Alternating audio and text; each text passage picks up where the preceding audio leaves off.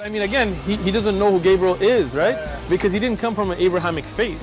The people of Mecca were pagan. Quran is mentioned. If this book was from other than God, they would have found in it many contradictions. If a book is without contradictions, that has no bearing on whether it comes from God or not. I've had phone books that are inerrant, but I certainly don't think God gave them. That we believe without understanding. The brother asked a very important question that most of the scholars say that listening to music, watching movies, and most of the television programs, they're haram. So how can we have fun? Let me tell you, brother, at the outset that having fun is permitted in Islam as long as the fun is halal fun. That the standard narrative has holes in it. The Prophet tells us because Satan or the devil sleeps over our nostrils. Those who oversleep and not pray Fajr on time, Satan urinates in their ears. I really do think Jesus was crucified and that he really was dead and buried. He thought that he was a son of God in the sense that he was specially chosen by God. I think Jesus really did think he was going to be the Messiah, the future king of Israel. I mean, that is, after all, why they crucified him.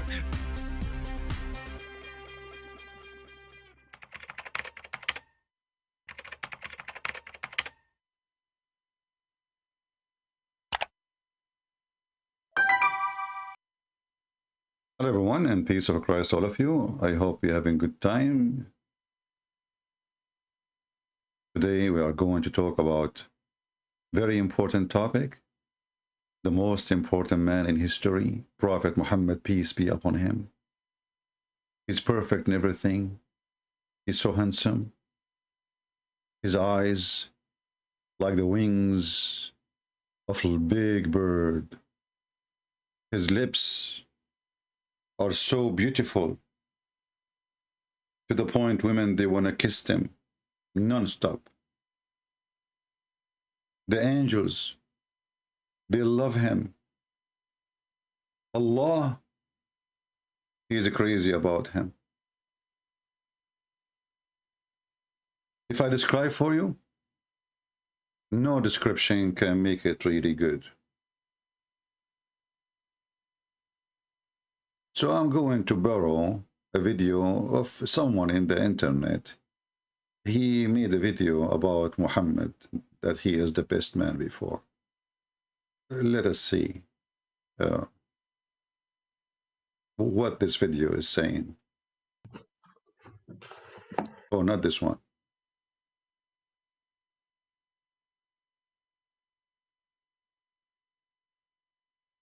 This one. Here's a question for the men who are watching. Suppose you're walking down the street and you see a beautiful woman. What do you do? Some of you are thinking, well, I'd ask for her number or try out my awesome new pickup line. Yo, baby, how you like your eggs in the morning, scrambled or fertilized? But what if you're already married? What do you do then? Do you still ask for her number or use a lame pickup line? All right, here I am. What are your other two wishes? If so, then you're a total dirtbag, unless you believe in the Quran, which allows men to have up to 4 wives. In that case, you could already be married and still approach a woman as a second or third or fourth wife. So you could ask her for her number or try out an Islamic pickup line. Are you sure you're not the prophet? Because you robbed my heart. Yo, girl, you want to share my prayer rug? Girl, I know you're a Muslim because your body is slamming. Are you sure you're not the shaitan? Because you fell from Jannah. Yo, girl, I know I'm only allowed to marry 4, but you're a 10. I like your burqa. I'm wondering if I could talk you out of it. Girl, I need to break my fast. Can I have a date? Are you sure you're not the black stone? Because I just want to give you a big, slobbery kiss. But suppose you're a Muslim and you've already massively exceeded the 4-wife limit. Suppose you already have 9 or 11 wives, not to mention multiple sex slaves. You're walking down the street and you see a beautiful woman. What do? Fortunately for us, the Prophet of Islam has the answer. He always does, doesn't he? Sahih Muslim 3407. It was narrated from Jabir that the Messenger of Allah saw a woman. Then he came to his wife Zainab, who was tanning a leather, and fulfilled his desire. Then he went out to his companions and said, "A woman comes in the form of a devil and goes in the form of a devil. If one of you sees a woman, let him go to his wife, for that will repel what he feels in his heart." Now, what does Muhammad mean when he says that having sex with his wife will repel what he feels in his heart? I think it's obvious, but he elaborates in Sahih Muslim 3409. Jabir said, "I heard the Prophet say, if one of you likes a woman and feels attracted to her, let him go to his wife and have intercourse with her, for that will repel what is in his heart." So Muhammad saw a woman and he was attracted to her sexually. So he went to Zainab's house. She was busy working, but Muhammad made her stop what she was doing so that he could have sex with her. Then he went and told his followers that a woman comes in the form of a devil and goes in the form of a devil, and that if a man sees a woman and is attracted to her, he should run home and have sex with his wife because that will help alleviate his sexual desire. All right, there's a lot to think about here. Let me share my thoughts. First, take a look at the chapter heading for these hadiths. Recommendation to the one who sees a woman and is attracted to her to go to his wife or slave woman and have intercourse with her. Again, this is about Muhammad, history's greatest moral example, being sexually aroused by a woman and then running to Zainab to, quote, fulfill his desire. Notice that a man can run home either to his wife or to his slave girl. Yes, Islam allows men to have sex slaves. But David, I thought that Islam abolished slavery. Well, Islam did abolish slavery in one particular area, Fantasyland. Here on Planet Reality, Muhammad and his followers bought, owned, sold, and traded slaves, and they had sex with them. Second, how much self-control and willpower did the Prophet of Islam have if he couldn't see a woman walking down the street without running back to Zainab's house and saying, "Stop what you're doing! There's an emergency in my thawb. I need you to get into the bedroom because I can't stop thinking about this sexy woman I just saw." To be fair, I think that if you don't have much self-control or willpower and you become sexually aroused while running some errands, you should go to your wife instead of sitting around obsessing over the woman you saw. But think about this. How many women do you walk by every day? Probably a lot. Do you have to run home every time you see a woman? And keep in mind, Muhammad saw a woman in 7th century Medina. She would have been dressed pretty conservatively, but Muhammad still couldn't control himself. This means, of course, that you and I and pretty much everyone we know have far, far more self-control, sexual self-control, than the greatest man who ever lived. Third, on this particular occasion, notice which house Muhammad went to. He went to Zainab to fulfill his desire. Who was Zainab? Zainab was the former wife of Muhammad's adopted son, Zayd. One day, when Muhammad went to visit his adopted son, Zayd, he was greeted by Zayd's wife, Zainab, who was wearing very little clothing. What happened next? We read in the History of At-Tabari, Volume 8, page 2, "She jumped up in haste and excited the admiration of the Messenger of God, so that he turned away murmuring something that could scarcely be understood. However, he did say overtly, 'Glory be to God the Almighty! Glory be to God who causes hearts to turn!'" What do you think the narrator means when he says that Zainab excited the admiration of Muhammad? Long story short, Muhammad's adopted son Zayd heard that his adopted father/prophet was lusting after his wife, so he divorced her so that Muhammad could have her. People complained about Muhammad marrying the wife of his own adopted son, so Muhammad abolished adoption in Islam. What a prophet. Putting all of this together, Muhammad saw a woman walking down the street and he started lusting after her. So he ran to the house of Zainab, a woman he married after breaking up her marriage by lusting after her. Wow. No wonder Allah says in Surah 33, verse 21 of the Quran, that Muhammad is a wonderful pattern of conduct. He sure sounds like one. Fourth, when Muhammad saw this woman walking down the street, and he had to run to Zainab for some relief, he already had somewhere between 9 and 11 wives, not counting his sex slaves. And Muslim sources report that he would have sex with all of his wives in one day. Sahih al-Bukhari, 5068. Narrated Anas, the Prophet used to go round, have sexual relations with all his wives in one night, and he had 9 wives. Sahih al-Bukhari, 5215. Narrated Anas bin Malik, the Prophet used to pass by, have sexual relation with all his wives in one night, and at that time he had 9 wives. Side note, check out the chapter heading. Whoever had sexual intercourse with all his wives and then took one bath only. Yes, history's greatest man would have sex with 9 women, but would only take one bath. Can you imagine what he would smell like when he was climbing on top of poor wife number 9?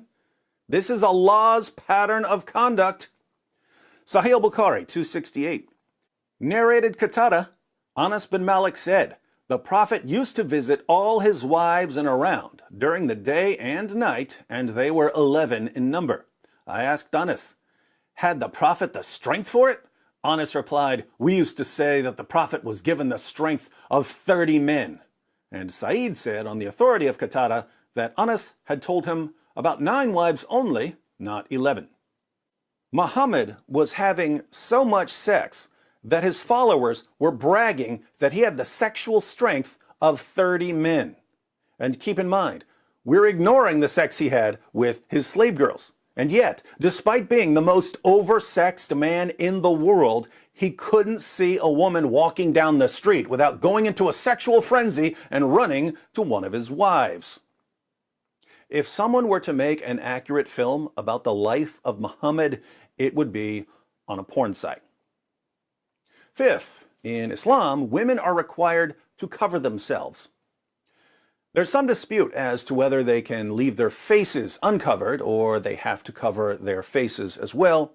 But think about why they need to be covered. Who founded this religion? A man who would lose his mind when he saw a woman walking down the street. So I ask the Muslim women who are watching, what's the real reason you cover yourselves? The real reason you cover yourselves is that your prophet couldn't control himself around women, so he demanded that women cover themselves. Muslim women have been covering themselves for 14 centuries because their religion was founded by history's greatest horn dog. Sixth, to you Christians who are watching, can you even imagine reading something like this about Jesus, or about Peter, or about John, or about Paul? Can you even imagine having to read about Jesus seeing a woman and then having to run to have sex with another woman and then saying that women are devils? We don't have to deal with this because the key figures in our religion were men of integrity, men of honor, men of self-control, not the epic pervert who stands at the center of Islam. Thank God we don't have to follow Muhammad.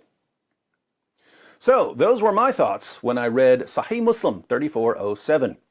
But over the years, I've learned one thing from the comments section. Other people notice things that I don't. So, in the comments, please share any additional insights you've drawn from the hadith we started with. As an added bonus, the apostate prophet and I agreed ahead of time that we would both make videos about this hadith. We didn't confer on what we'd say in our videos beyond the passage we'd be discussing, so I have no idea what he's going to say in his video. Let's all click the link and find out what AP's got to say about his former prophet lusting after some random woman. I hope to see you there in the comments section. All right, thank you very much. We just brought back David Wood for you. The Muslims are happy that they don't see him no more, so we brought him back. Now, he said many great points, but he made a mistake. He said that Muhammad, he ordered women to cover themselves because he don't have self-control. Well, obviously, Muhammad is a pervert, and he will not do such a thing. I mean, to order to cover themselves. The reason for Muhammad to cover the women, or to cover the hijab, is because of Umar. Umar ibn al-Khattab, he is the one behind the order of covering the women. Umar, he used to go to the house of Muhammad, and he used to flirt with the wives of Muhammad. Once Umar, he came to the house of Muhammad, and his wife Sauda, she was doing poo-poo, and Umar was staring at her ass.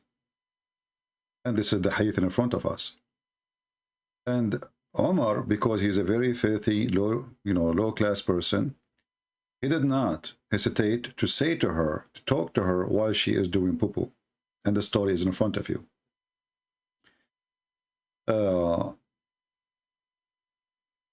Aisha reported, the wives, actually you can read the title here in the top. Chapter permissibly for women to go and out to relieve himself. So imagine, they have a chapter about doing shit. This is Islam, what you expect. Shitty religion, shitty chapters, shitty prophet. Aisha reported that the wife of Allah Messenger used to go out to cover, and in the cover of the night, when they went to open, so they went to open field in the outskirt of Medina, for easing themselves, like, Umar al-Khattab used to say, take a note, used to say, which means he always do that. Allah Messenger, ask your ladies to observe veil. So what this hadith here is saying to us, that the wives of Muhammad, they use, they wear clothing which is not decent. Maybe they are dressed like hookers. Maybe they are dressed in a... But obviously, they are not dressed right. And Umar is asking Muhammad, not the Muslims. He's asking the one who's supposedly in charge of religion. He's the prophet. Tell your wives to observe veil. Each time Umar he come, he said to Muhammad, tell your wives to observe veil. Now ask yourself, why Umar, he is saying such a thing unless he sees something not right. There's something not right. And Umar, obviously, he is a very filthy man. So he want to make himself that he is not a pervert who is coming and spying at the wives of his friend. So after he look, and after he flirt, and after he say what he say, he go inside the house so the husband will not be upset. He says, Prophet, tell your wives to observe veil. And this is exactly what happened in this story. But Allah Messenger did not do that. You ask yourself why. So Muhammad, he don't like the veil. So David Wood was wrong. It's not Muhammad, he don't like it. He liked women to walk naked, actually. If you remember, if you have my book section Allah, you will see that there is a woman, Muhammad, he wanted to F her, excuse my language, because he saw her naked, walking naked around the Kaaba, and she was singing a poet that everything we have, we show it, but it's not available. This is the song. So we show it, but it's not to F. Why? Because now she is doing ritual, go around the Kaaba. If you remember that the Muslims are nothing but pagan like the Arab, nothing changed. They used to go around the Kaaba totally naked, wearing no clothing. So this is a society, they don't care for hijab, they are naked people. They go naked, totally naked, around the Kaaba, as you see, and this is Sahih Muslim, this is official. It says, Hisham narrated from the authority, etc., etc., that when Quraysh is the family of Muhammad, all Muhammad family are Quraysh, and their descendant, they used to go around the Kaaba naked. Do you see it? Totally naked, in the state of nudity, naked. So this is a religion, and this is a society and a community where nakedness is not even big deal. You know, before the bikinis exist, they are totally naked. So women and men, because the Kaaba is a sexual temple of worship. You see, the Hindus, they have a temple for sex. Sexual object is put there, and they have a penis and they have a vagina, and it have a name, and those who knows the name, they can post it for you in the chat.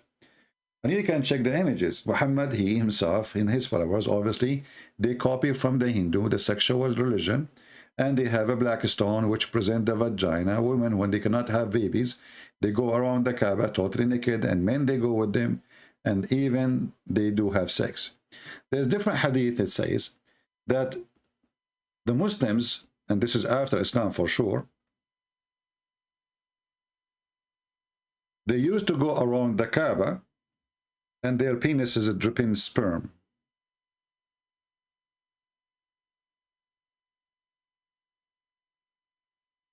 I'm trying to find you the hadith. Okay. Here we go. This is Sahih hadith, so the Abdul, they cannot say to you it is da'if and all the garbage, you know. Yeah. This is Sahih al-Bukhari as an example, hadith number 7376. He says, this man, he is speaking now what the Muslim they practice. We used to go around the Kaaba, we do the ihram, and then what will happen exactly when they are going? Let us see if that part they took it off. Let us go up. Here we go. We used to proceed to Arafat with our male organs dripping with semen. Do you see it? Their male organ dripping with semen. So the best man and his companion, obviously, they are the best dripping organ with semen around the house of Allah. They go naked, they F each other. The black stone is a vagina. The Prophet is the most powerful man in sex, and this is telling you what this religion is about. What kind of followers? They are proud. Let us say those stories is true. Like Muhammad is so powerful in sex. Why they are so proud about his penis? You see, we are talking about prophet of God. We are not talking about somebody he is a pervert in a Playboy magazine.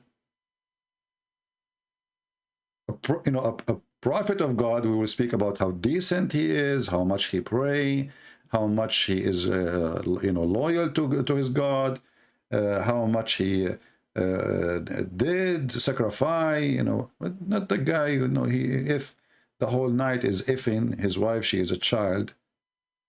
He go to his son, he flirt with the wife when the husband is not there, and then he said to her, "So praise be to Allah, the one who made my heart to flip for you."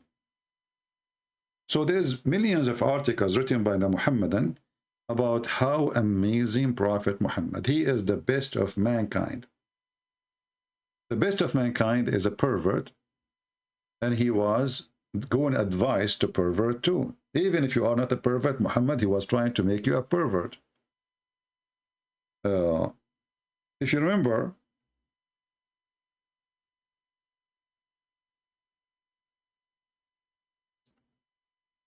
there is many stories of Muhammad encouraging his men to marry children. You see the Muslim here in the translation, they are talking about marrying a virgin. But this is not really what it's about. It's not just about virgin. It's about children's. He is asking them to have sex with the children. This guy here, his name is Jabir, as you see in the story.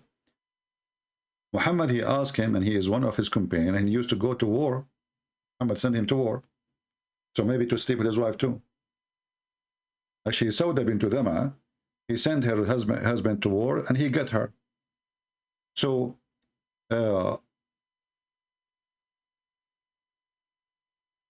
he asked Jabir,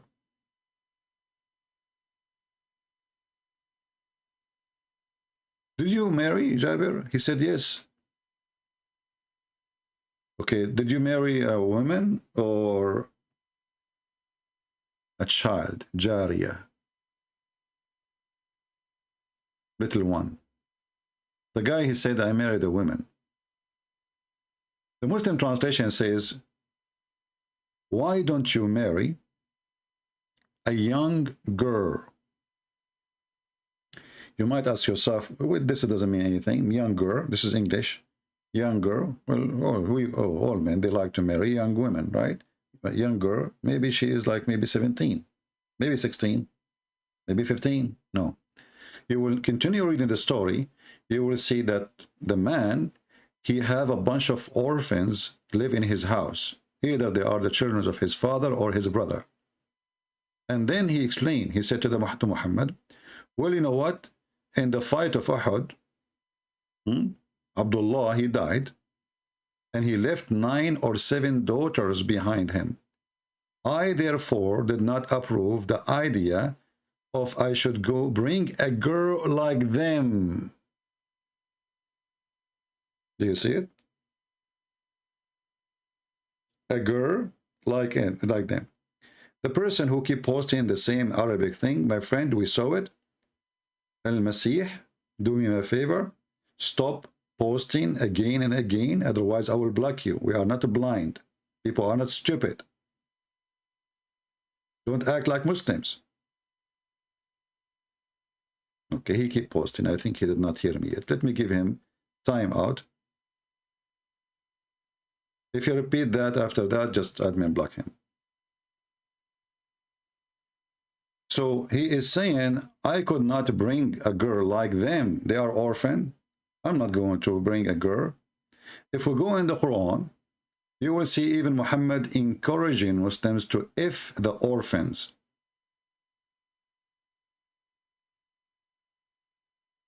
You see, when Muslims, they speak about charity, never give a Muslim an orphan to live in his house.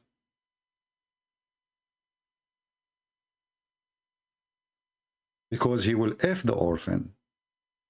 Chapter 4, verse number 3. If you fear that you shall not be able to deal justly with the orphan, then go and F women. Do you see it? If you fear that you cannot deal justly, and some Muslim, they will say to you, see, the Islam says justly. Justly is about just offering them the same, just offer them food and clothing. Because Muhammad himself, he was not just. If you remember the story of Muhammad, wives, the wives, they were complaining about Muhammad that he was not treating them equally. And they sent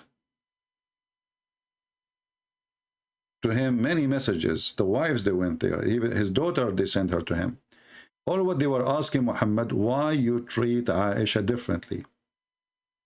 It says here, and this is Sahih Hadith, the Muslim, they cannot say, this is a fabrication. And this is the title, look at the title, when a man loves one of his wives more than others. Do you see?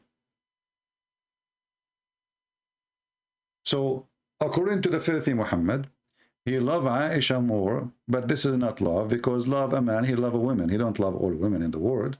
And this is a lust. So this a pervert man, he liked children, as we saw from the previous hadith. So now, because she is the youngest, she is the child, so he is the pervert, and she is the perfect one. So she is in control. So the wives of Muhammad, they gather together and they ask Fatima, his daughter, to go and ask him to treat them equally. All what they want is just treat them equally. You see, it says here, Aisha, she said to him, your wives have sent me, and they are urging to be equitable. They are not urging, like asking for special treatment. No.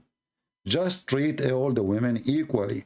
So the Muslim, they claim that in Islam you cannot marry more than 4 unless you are treating them equally. But as you see, Muhammad again is a pervert man. He is mistreating his wives, and he don't treat them equally.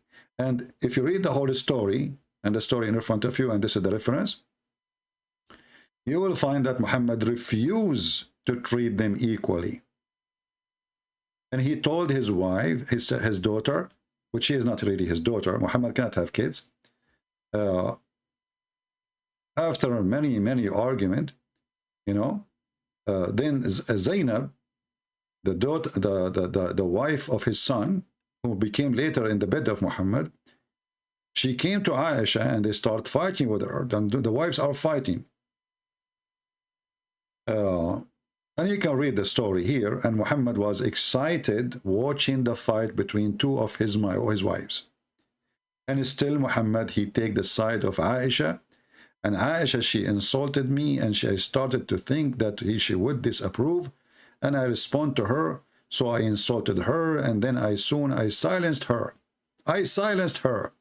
Then the Prophet said to her, she is the daughter of Abu Bakr. So now the two wives of Muhammad, they are shouting, effing each other, saying dirty words to each other, and Muhammad is enjoying the fight. Takbir. And then when Aisha, she won because she screamed more, Muhammad, he said, you know what? She is the daughter of Abu Bakr, which means she is the man. So as you see, this is the filthy Muhammad, who the Muslim, they claim that he is the best of mankind. He's a scumbag. He have no ethic. He's a child molester. He's a criminal. He's a killer. He's a slave owner. Everything wrong in this world is Muhammad. And yet you will find a bunch of liars making articles that Muhammad was the best of mankind. And actually Muhammad, after all this conversation about how good he is in sex, Muhammad, he could not even make one of his wives have a child, even though the Muslim, they say he did, but all of us, we knew he never. And we have a proof that Muhammad even cannot make his wives have orgasm. Who is the witness? How we can prove that? Thanks to God, we have Muhammad, he is a trashy, and his wives are no better.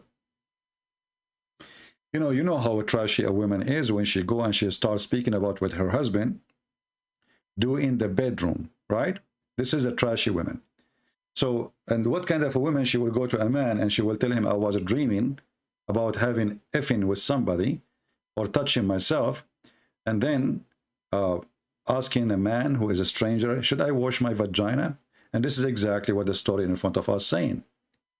So the woman, she saw a dream, and or maybe she's awake touching herself, excuse my language, and she said to him, Allah is not ashamed of the truth. Yeah, she is a hooker, she is a whore, like the Prophet.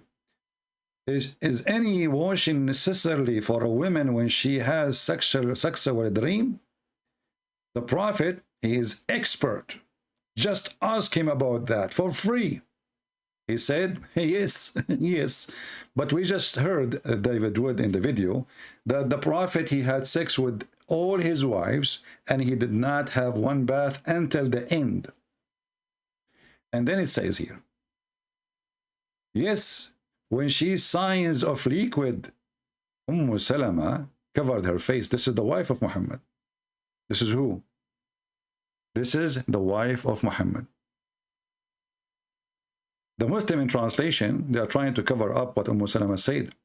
She did not say, do a woman have a sexual dream? She said, وَتَحْتَلِمُ الْمَرْأَةِ, do women have orgasm? If you change the translator, the same story, you will see the women, she was saying, do women have orgasm? Here we go. You see, we just changed, just to show you how they lie, they try to cover it. This is the Sahih Hadith, Sunan Ibn Majah. The wife of Muhammad, she said, after she covered her face, after Muhammad, he says, if she see discharge, then let her perform a bath. Salama, the wife of Muhammad, she said, oh, Messenger of Allah, Does really this happen? You know, what really happened? This woman have a discharge. Does the woman have discharge? Muhammad now, he tried to explain to her, because obviously this woman, she never saw the sperm of Muhammad, and she never have an orgasm herself. So Muhammad, he said to her, explain to his wife, yes, the man water is white and thick, and the women water is thin and yellow. Whichever of them comes first, the baby will look like the parents. And this is additional proof that Muhammad is a stupid fraud prophet, because whoever comes first, what does have to do with the look and the gender? So the wife of Muhammad, obviously, she never ever had orgasm, and she did not even know what orgasm mean. She don't know. And as you see, this is a very sahih hadith, you know. And the Muslim, they say to you, oh, this is not about male and female, Christian princes lying. Well, the hadith in front of you, and we can read them, you know. Here we go. It's the child will be a boy. The child will be a boy. You see? They try always to cover the stupidity of their prophet. They do their best. Because this is what the question of the Jew. Supposedly a Jewish man, he came to Muhammad, and he said to him, what make the child, you know, resemble the parents, like to be male or female? Muhammad now, he come with the answer coming from his God, and he is the expert. He became a PhD in biology. So when the Muslim, they say that Muhammad is the best of mankind, in which way? How? Even when he decided to go to war against the Roman, the Muslim, they say to you that the Muslim, they went in war to defend themselves. Other Muslims, they try to fix the lie. They say to open countries so we convert them to Islam. The fact, Muhammad, he says, attack the Roman so you can get the blonde girls. And I will show it to you from their own official website.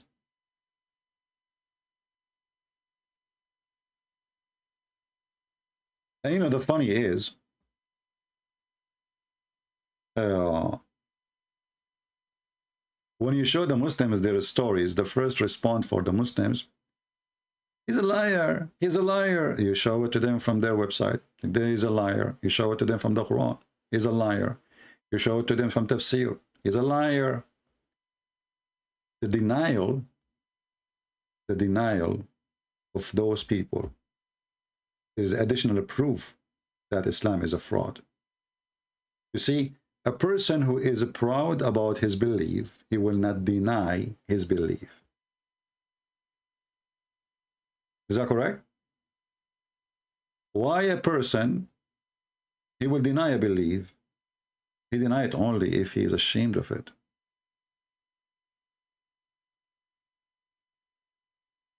If his belief is filthy, then he would deny. And this is why we see the Muslim keep saying this is a weak hadith, this is da'if hadith, this is a strong hadith. Any hadith, any story written by them, printed by them, translated by them, published by them, taught in schools by them, but in the front of you, we do not know it. We never heard of it. This is the official government website of the Kingdom of Saudi Arabia. And I will show you the link in the banner so you can see. This is Saudi Arabia Education. This is government of Saudi Arabia University. And this is Tafsir al-Tabari. And we are going to use Prophet Google, peace be upon him, to do the translation, which Allah cannot do. I mean, look at how amazing Google. Can Allah speak to us in other language other than Arabic? No. Google can. Almost all languages in the world. So who is Allah? The God who he claimed that nobody knows if it's going to rain tomorrow or not, it's except him, which is proving the stupidity. Who knows what is inside the womb? And he is making a challenge about it. And then here it says that there is a person And this is page number 195 in the book of At-Tabari.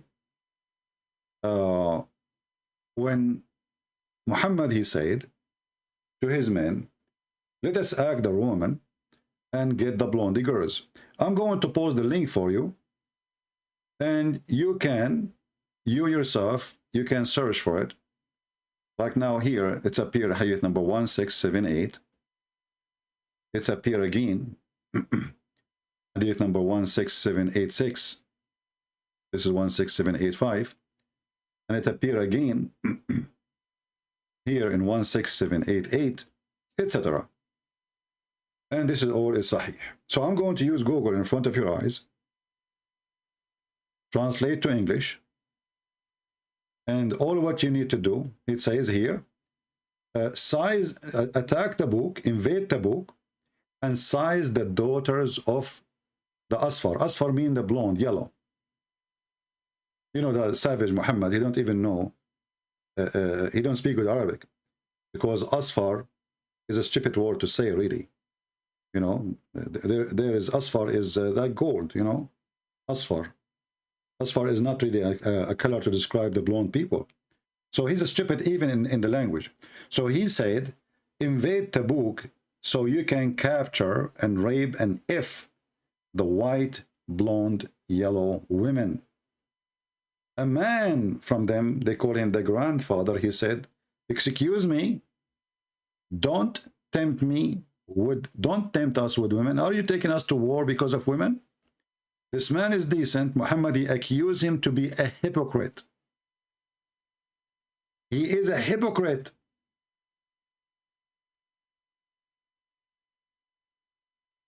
So if there is one decent, he says something to oppose Muhammad, and I'm sure Muhammad later he did get rid of him, killed him. So he said, excuse me, are you telling us to go and attack the Roman just to get women? Muhammad, he pointed his finger at him, and he said, Allah told me this, that you are a hypocrite. You are a bad person. You are making excuse not to go to war, claiming that you don't want to be tempted by women. But you just told them, attack the Roman and get the blondie girls. You did not say attack the Roman so we can spread Islam. He said attack the Roman, and get their women. Let me post the link for you.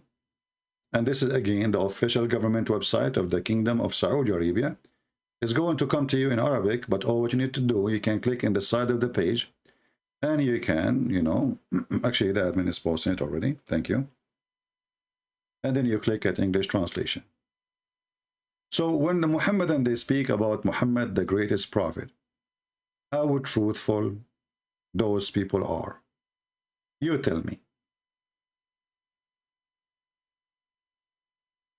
Is he really the best of mankind? Or the worst, the evilest, the disgusting, the pervert, the pedophile, the criminal, the thief, not to mention how many, the Muslims themselves are proud about how many times Muhammad, he jumped in the highway and his men, and they took and they robbed everybody in the highway. And they say to you, they are doing that because the tribe of Quraysh, they kicked them out from the city, so they lost everything. The fact that even the story says that Muhammad and he took his slave with him. What lost? He lost what? You see, all days, you do not need to take a mortgage to have a house. Those are Bedouin. Those are literally Bedouin. Today, if you leave a house, if you leave an apartment, it might cost you your life saving. At that time, all your life saving is movable. Is either animals or the slaves, and Muhammad, he owned many of them. So Muhammad, he went out, and most of the ones who were with him, they were the slaves they owned. So they lost nothing. But Muhammad was a thief. Muhammad is a thief. We have somebody saying, open Skype. Nathan David, are you a Muslim, Nathan? Why you want me to open Skype? Are you a Muslim?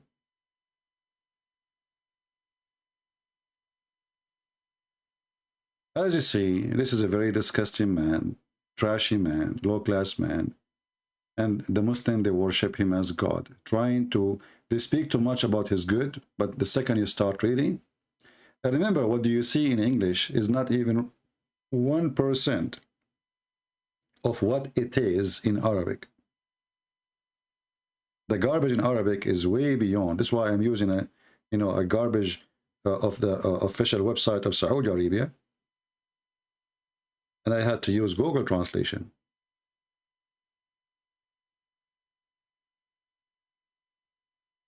I'm not going to keep you here long, but as you see, my friends, this is the most disgusting, filthy man in earth.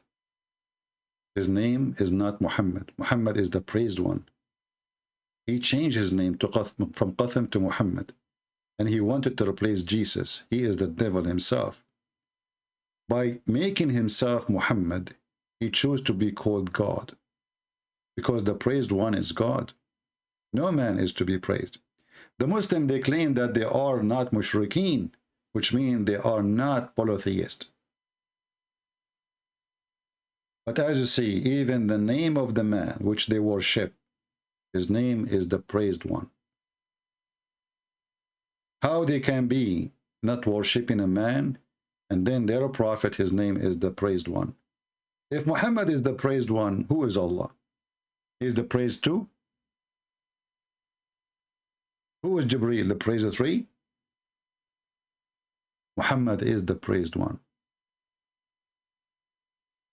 So for how long their lies will work, that depends on you and how much you share our videos and how much you make comment and bring people more to listen and to hear. And by the way, I just want to remind you, I don't know if you saw my post in Patreon, the coward Zakir Naik, he made a copyright claim.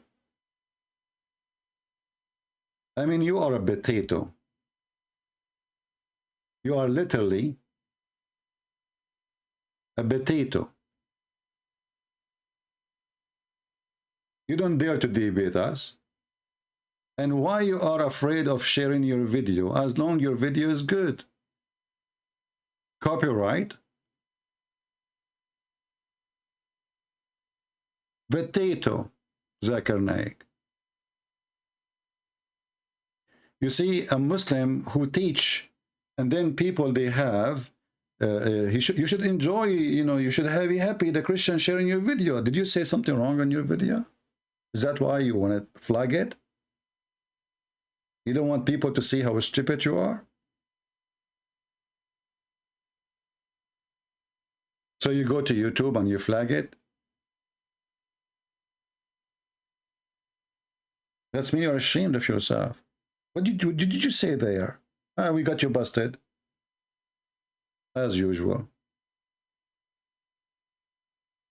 And by the way, Zakir Naik, I do not need to use your video to expose you. I just can call you. Brother and sister, Christian Prince, he claimed that I did flag the video. This is absolutely a fault. I challenged him to tell me the reference and to tell me the proof. Zakir Naik, it's in front of you on the screen, man. It says copyright from YouTube. How I can make this? Christian Prince, first of all, the devil, he came to the Prophet Muhammad in the shape of Jibreel. And it's very possible that somebody, the devil, he came to YouTube in the shape of Zakir Naik. Zakir Naik, the devil will take your shape. I mean, he could not find better shape than yours. Come on. Think about it. Christian Prince, you get the point.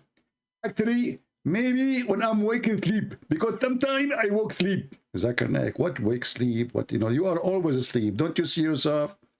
You say stupid things, you debate stupid things, and you lie a lot. So do you lie even when you are asleep? Christian Prince, things happen.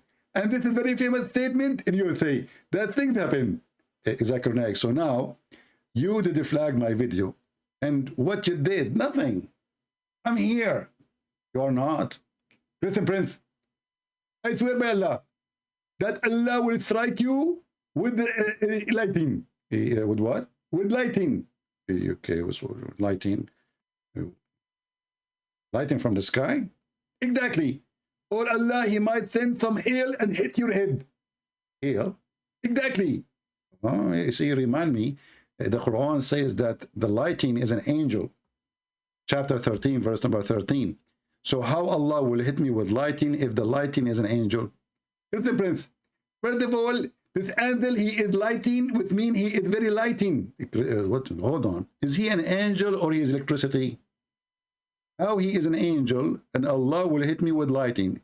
Isn't it you Muslim, you say that Mr. Lighting is an angel and he is in charge of the sky and he have 70,000 angels in each side when he moved the first in his fire belt, and he have a fire belt to lead the cloud with it? Listen, Prince, first of all, this is explanation is very accurate and proven scientifically. Okay, so it's proven scientifically. So how Allah will hit me with lighting if it's an angel? Zakir? Zakir now is flagging my video for copyright because I called him and this is his voice. Oh, Abdul. Oh, Abdul. What are you going to do? What are you going to do when the truth come to you? What are you going to do when the Messiah come back and then he will ask you, you pervert, you follow a pervert, a child molester? Where is your dignity? Where is your humanity? Where is your mind? Where is your brain? The angel, the thunder is an angel, and Allah, he sent hail from mountains in heaven. And you know, the funny is, the Muslim, they try to cover it up. Like if you go to those verses about the hail as an example, you will see the Muslims, every Muslim, he tried to add things, bracket, upper, forward, underword, here, push it there, put lipstick, duct tape. I mean, Home Depot and Walmart, they are out of duct tape. All to cover the stupidity of the Quran. When the Quran is saying clearly in Arabic that Allah, he sent hail from mountains in heaven, you will see the Muslim translation doing their best. Every translation almost. Look at this one here. I think this is the best between them. It says here, and Allah, he sent down from the sky mountain mass of a cloud. Does it say here? It's really, it says mountain mass of a cloud. This is what it says. We change the translator. This is a translation of what? Yusuf Ali. Let us go to a different idiot. What this name's guy? Wahadouin. All of this is a name. All of this is the first name. Okay, Khan. Okay, Wahadina Khan. All right. He sent down from the sky mountain masses of a cloud. Okay, what is the cloud? Where is the word the cloud here? Let us go. What is the word? You know, I mean, mountain of cloud. It says from mountains. Change the translator. We will keep changing the translation until one of them is slip. This is a translation. This is what his name, Ultimate Farty, read for me, just to make us think that he speak Arabic. This is what the Muslim read for you, by the way, to make it for you believe that they speak Arabic. They don't. All of them, anyway, you will see all of them only one after one saying the same, that there is a mass cloud, and hold on. And he sent down out of heaven mountain in which there is hail. Who is this translator? Finally, there is one of them. He have little honesty.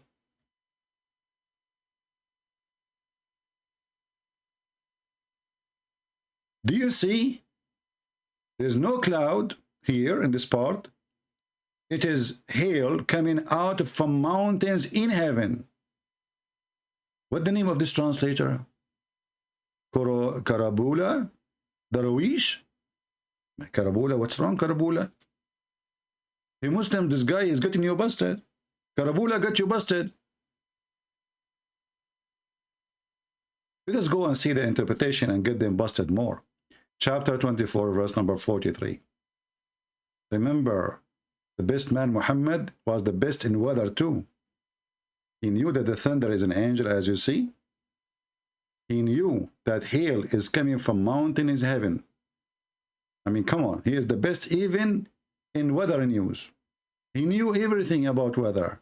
Where the hail coming from, what is the thunder. He knew it all. He is the best in everything. Cooking too, even in cooking, by the way.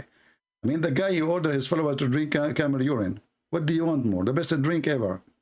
So, chapter 24, verse number 43, 24.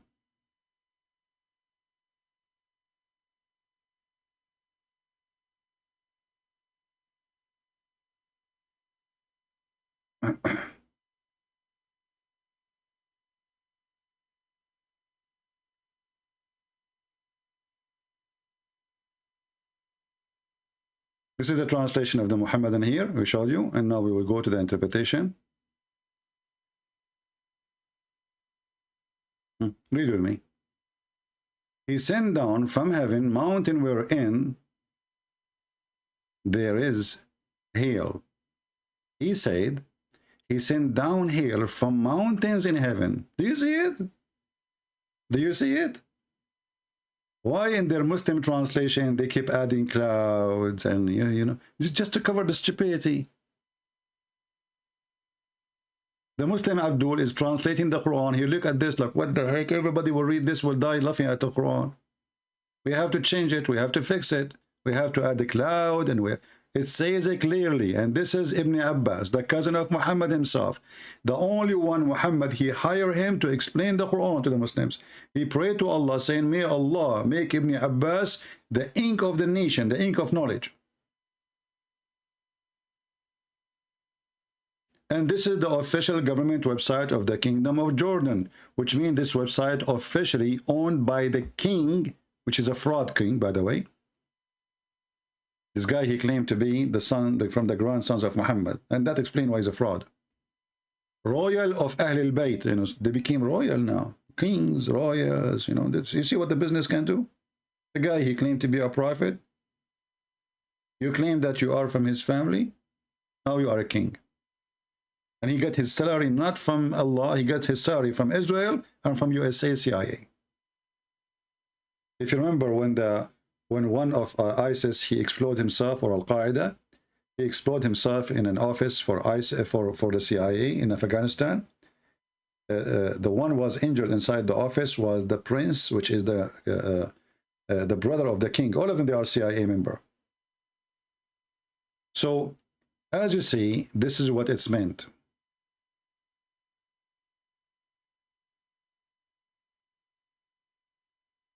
How many words are mentioned in the Quran? 365 times. So it's a miracle. Well, even if that is true, that means the calendar of Allah is wrong. If Allah mentioned the word day 365 in the Quran, then the day in Islam is not 365. That means Allah is stupid. And same time, those numbers are fabricated. You know, there's no such a thing. You know. Muslims are desperate to find something in their book. As you see, okay, let us say the Quran mentioned the word day 365 times, and the word night 365 times, and the word shit 20 times, and the word non-shit is 20 times. The word piss is 20 times. The word non-piss is 20 times. Let us say, you know, just for the sake of argument, what we will do with this. Because this is, anyone can write, anyone can, if he have a plan, he can write, he can add a word in equal number. This is not like raising somebody from death. This is writing a book.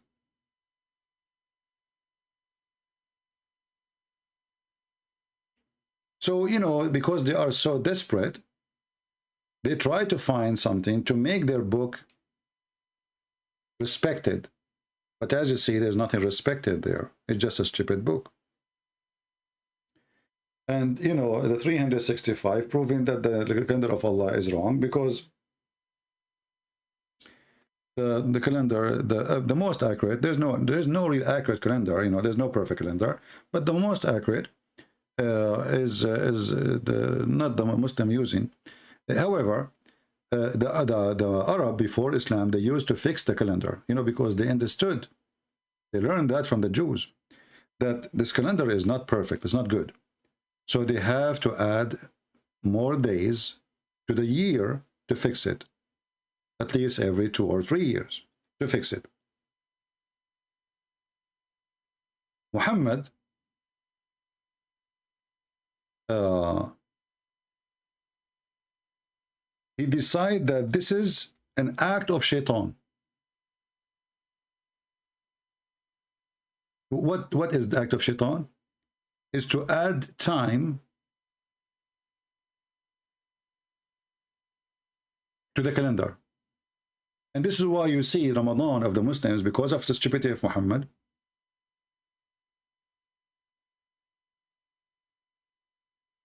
Ramadan sometime come in July, sometime come in March, sometime come in December, sometime every year will change. Every year it must be changed. Why? Because the stupid Muhammad, he decide that he don't want this, he don't like it, and mostly because it was about a delay of an occasion he want to celebrate. So the Arab, they have a delay to fix the calendar. Muhammad, he don't want that to happen. So just for his benefit, he canceled the calendar, which can correct the calendar and make it respectable. Muhammad, he destroyed it, and he claimed that he received an order from Allah about it, that this is an act of shaitan. This is from shaitan to make you kafir. Chapter 9, verse number 37.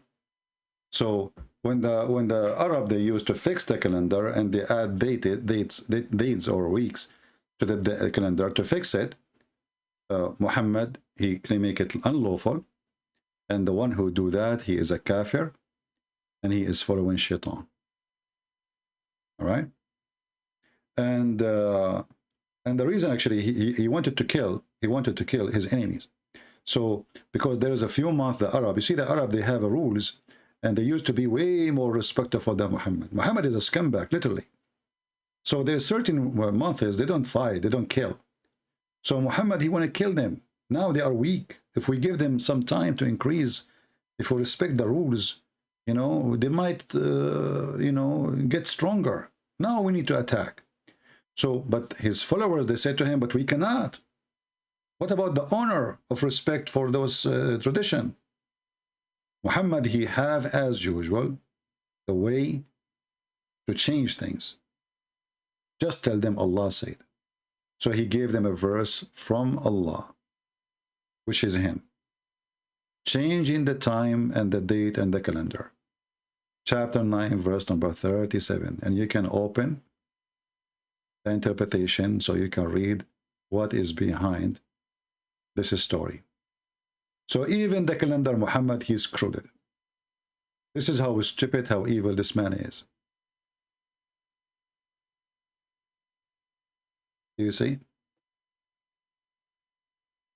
The best man is the best fraud. Ramadan is supposed to be one night? No. Ramadan is a practice of Asabian, and they are people from Iraq.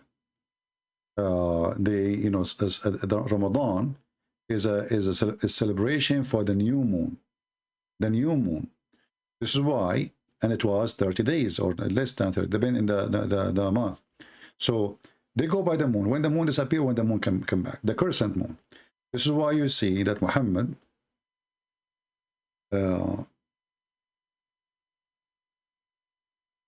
he did not say you fast Ramadan. He says you start fasting Ramadan when you witness the new moon. When you witness the new moon. If you go to chapter 2, verse number 185,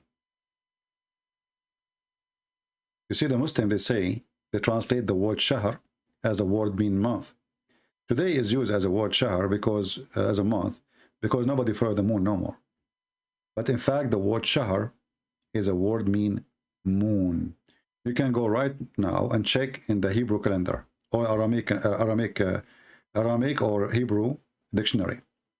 Shahr is a word mean month. This is why it says whoever sees, witness. You cannot witness a month. We cannot witness time. We cannot see it. This is why the Muslim, they have to cite. Actually, that's not the word witness here is not even right. Whoever sight the moon, sight the moon. If you change the translation here, you will see right away how everything changed. Let us go to the different translator, another idiot.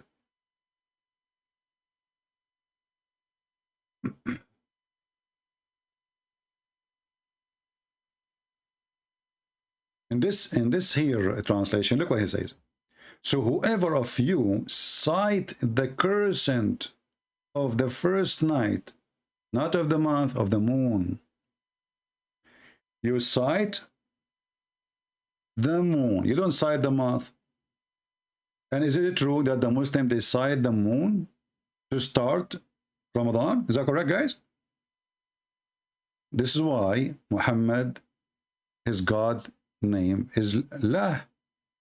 Lah was one of the gods worshipped by the Sabian. The Sabian, they have ranks of God. You remember there's a guy, Ultimate Fart, he called me in the other day, and he said that Allah, he have a higher rank society. Anyone remember? I hang up on him because the Muslim, I debate Muslims about what they believe now, not about what the root of Islam is. So this guy is saying he's not really lying.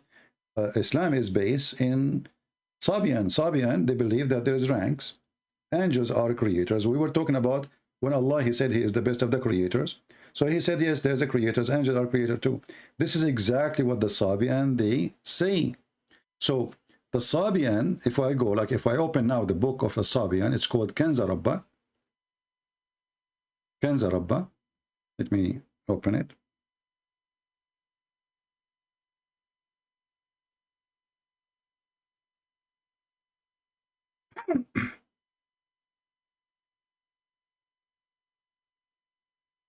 Kanza mean a treasure. Rabba coming from the word Rabb. This is the book Kanza Rabba.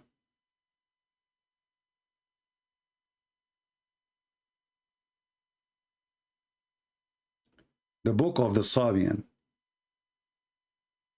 And actually, if you read it, let me resize it. Hold on. If you read it, or you start reading it, you will find yourself you are reading the Quran. It's the same method, the same way, nothing different.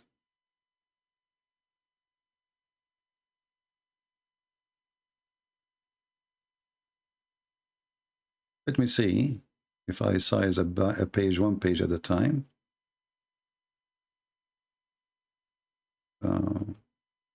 This is for the screen. That's not what you want. Okay, how we can zoom in. Here.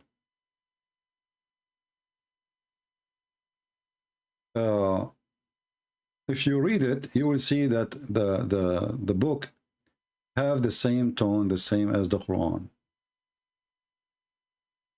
In the name of the living Al-Azim, هو الحي العظيم البصير القدير العليم العزيز الحكيم. This is all in the Quran. الحي العظيم البصير القدير العليم العزيز الحكيم. All of this is in the Quran.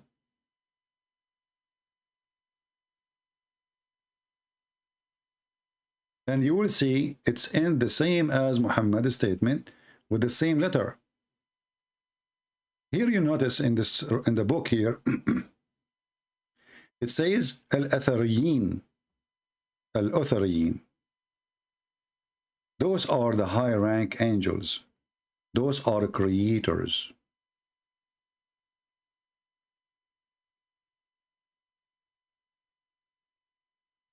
And Allah is the boss.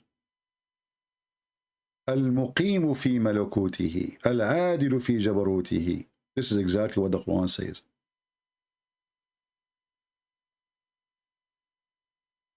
Now, maybe, you know, I mean, if we want to go in details, deep in details, that will be too much academic for many and too much heavy-duty information. So, we try always to share what is enough for you to expose this garbage cult.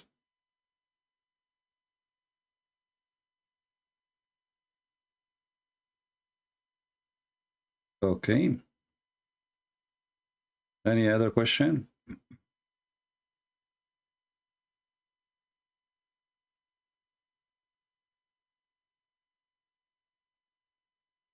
Sabian English translation, I don't know. I can give you a link for their official website, but I don't know.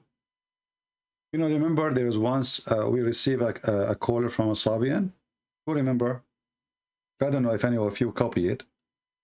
You see, the Muslims, they target them. You remember the Yazidi? The Yazidi, when you see they speak about the Yazidi, they read with their women. Those are the Sabian. So the Yazidi, they have in their belief, they believe that Shaitan, like the Muslims accuse them that they worship Shaitan. And somehow they do. So what they do, they make Shaitan, let us say, they fear Shaitan. So they try to make Shaitan happy, like not to be harming us, because he is the one who is in charge of the earth. So this is what gives them a very bad reputation, that they are people who worship Shaitan. But in fact, Muhammad, he was following them, and he is just copying them.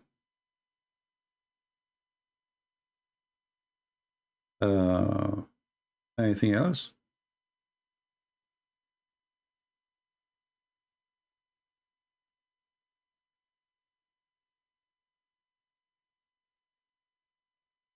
Anyone?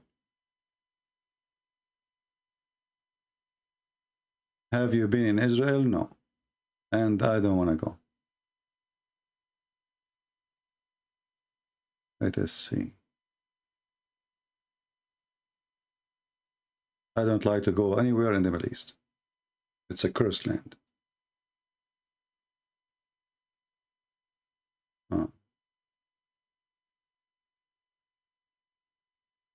All right. So do we have any serious question?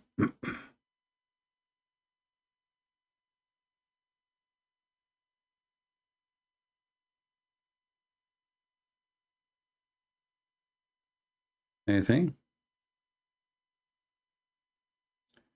You want the link?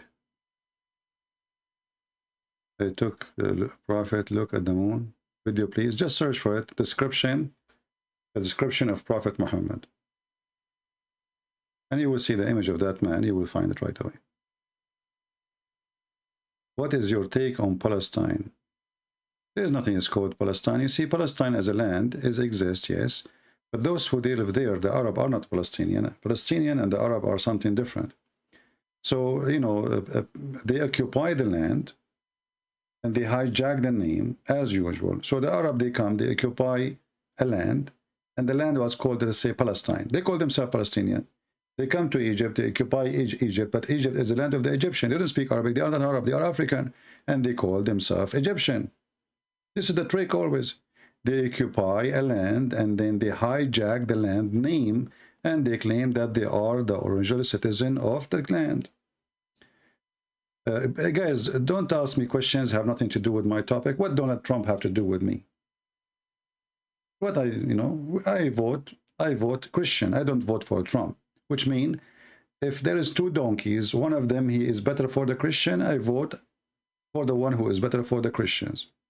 I don't vote for Trump or Biden. I did vote for Trump, but not because he's a good person, but because we have a very other horrible person. Otherwise, both of them, they are bad. The praised born eternal servant of God, that is Jesus, right? Muhammad, Abdullah, Khadija, Khuwailid, Rafia means just that's it, showing what no one. Sometimes I read people comment, I have no idea what they mean. Speak to me in a language I understand. If you want me to make a comment about what you say. Everybody knows that Egypt is the land of the Coptic. It is the Coptic land. It's not a secret. And the Coptic don't speak a single Arabic word. And until now, they have their own language. And they are more than 20 million. They come to a Coptic. They force a huge number of the Coptic people to convert to Islam. But the one now who claim to be Egyptian, the Arab, those are not, they are not African. The Arab are not African.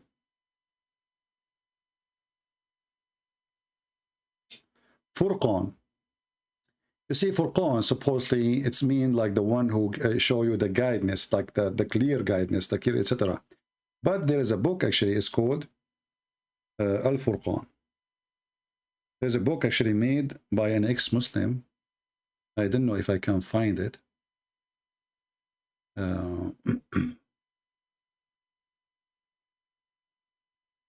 as I remember, I think it was written by ex-Muslim, or I don't know who wrote it.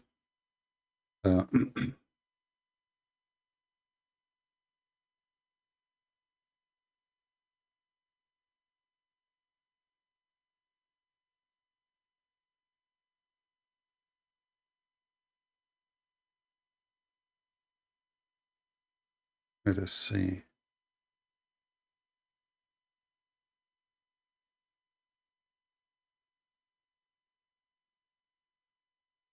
Yeah, there is many, look like, you know, I'm trying to find the book I'm looking for. There's many people wrote a book like this. What's such a name? But the book I'm looking for, I cannot find it.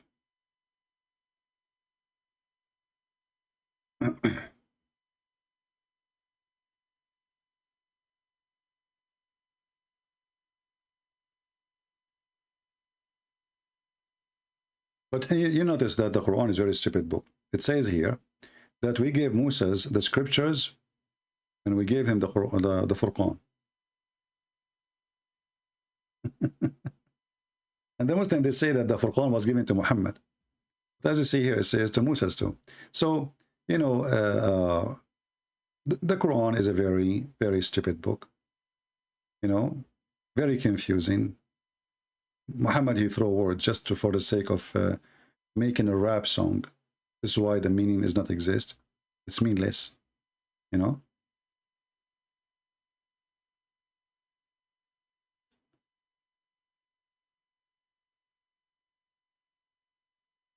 Any other question? Do you like songs in church?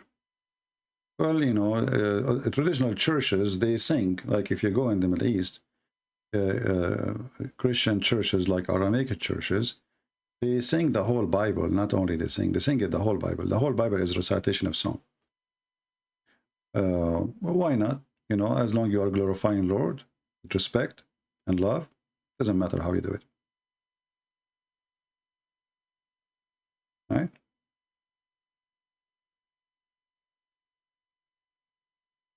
Quran is so wrong. Why make religion out of it?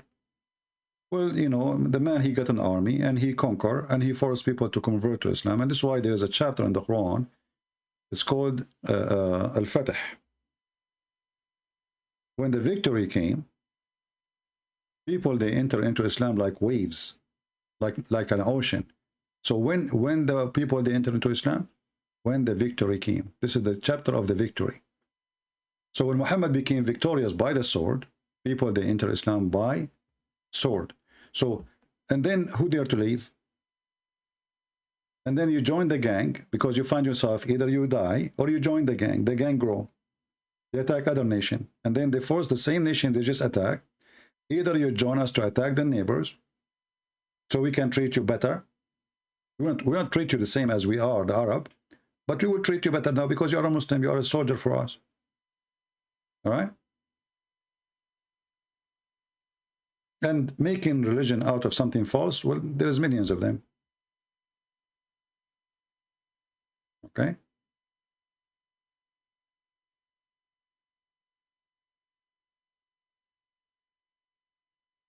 Somebody asking me about Al-Bukhari 6205. Well, you know, obviously, you know, we know that the Bible says that the King of Kings is the Messiah, right? So Muhammad, he is saying that the most awful for Allah is the king, the one who called himself the King of Kings. That is Satan hating Jesus. You know? That is Satan, and his enemy is Jesus.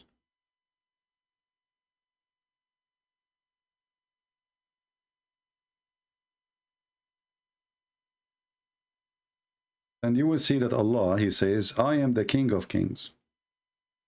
So clearly that Muhammad is trying to replace himself and his God by Jesus. So the most person Allah he hates is the one who called himself King of Kings. And then Allah himself, he is calling himself the King of Kings.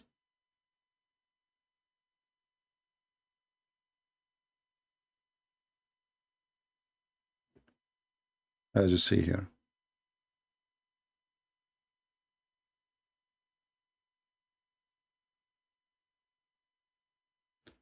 Any other question?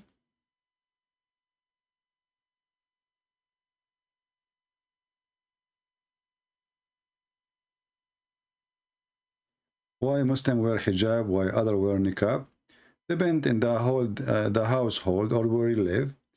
Like in some areas, the government, they force the niqab, the veil.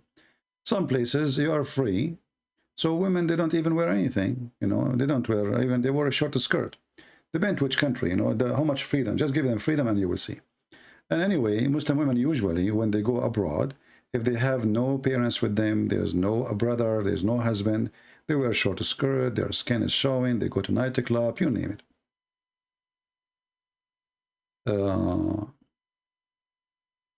There is a hadith says Adam was made in the image of Allah. Well, this is a copy from the Old Testament. But the Muslim, they say that Muhammad, he did not mean that Adam, he was made in the image of Allah as look of Allah. They say that Allah was saying he made Adam in the image of Adam, which is silly to say. I mean, he made Adam in the image of. I mean, have you ever heard stupidity? I mean, they don't know what to say. I mean, he created Adam in his image. So if you say that you are saying that Allah, he created Adam in the image of Adam, this is the most stupid statement ever. You know what I mean? So they try to avoid that Allah is a man, saying here he's a man, and they're copying the Old Testament. God created Adam in his image, exactly word by word. So when they try to fix it and they say this stupid explanation, they say, no, no, no. Allah saying that he created Adam as Adam look. What the heck? What do you mean as Adam look? Do you know even how look Adam? And then they say to you, the prophet, he says, Allah, he made him 60 span tall. Even if he is 60 span tall, doesn't make sense. You are saying to me, Allah, he make Adam look like Adam? While the Arabic saying in front of us, Allah, even the English translation, Allah created Adam in his image.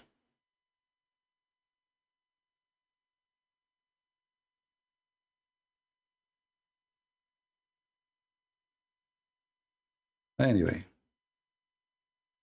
and you know, if you search in Google, let us search just for fun. You will find the Muslims, they have a graveyard for Adam in every country.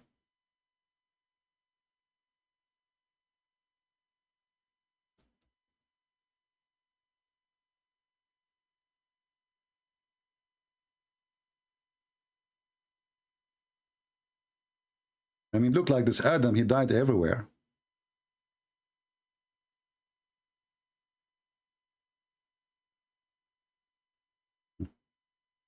Here I found, this is a grave of Adam and Eve, brother. Not Adam alone. They died next to each other. Look how beautiful it is. And look how tall it is. And the funny is, Adam and Eve, they are in the same height. Interesting. See how long the grave of Adam and Eve, brother and sisters? MashaAllah, MashaAllah. It's MashaAllah. Which one is Eve? Which one is Adam? There's one in white and one in green. I guess the white is Eve. And the people, they give money and donation, and you know, it's scam. It's just all a scam.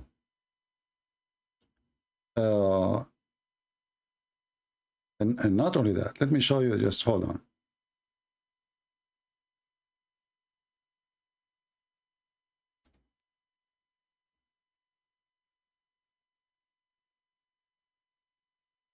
This is another grave of Adam. The same guy.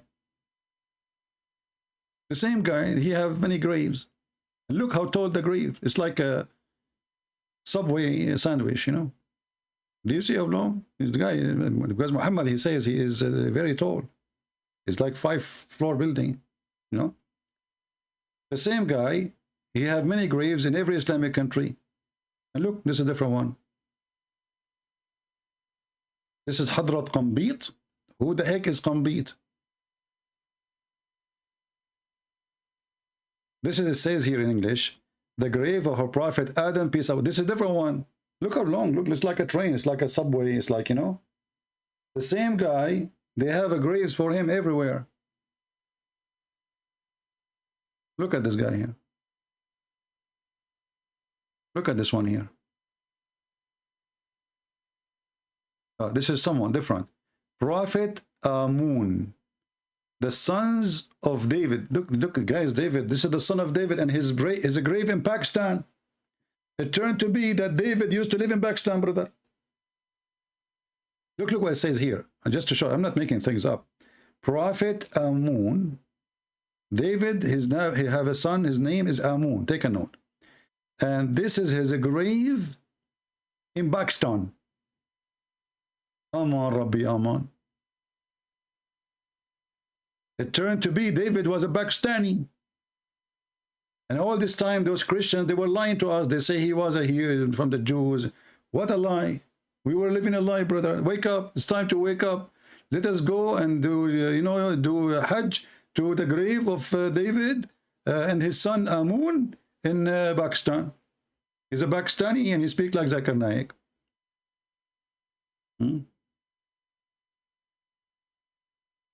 This one is what? Grave of what? This is a grave of what?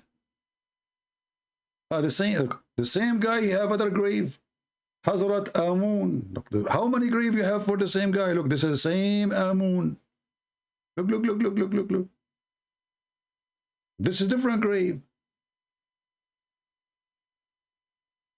The other one, his grave is in the middle of the room. This one, he have different, you know. The room is small. Let us see the grave of Noah. Hold on.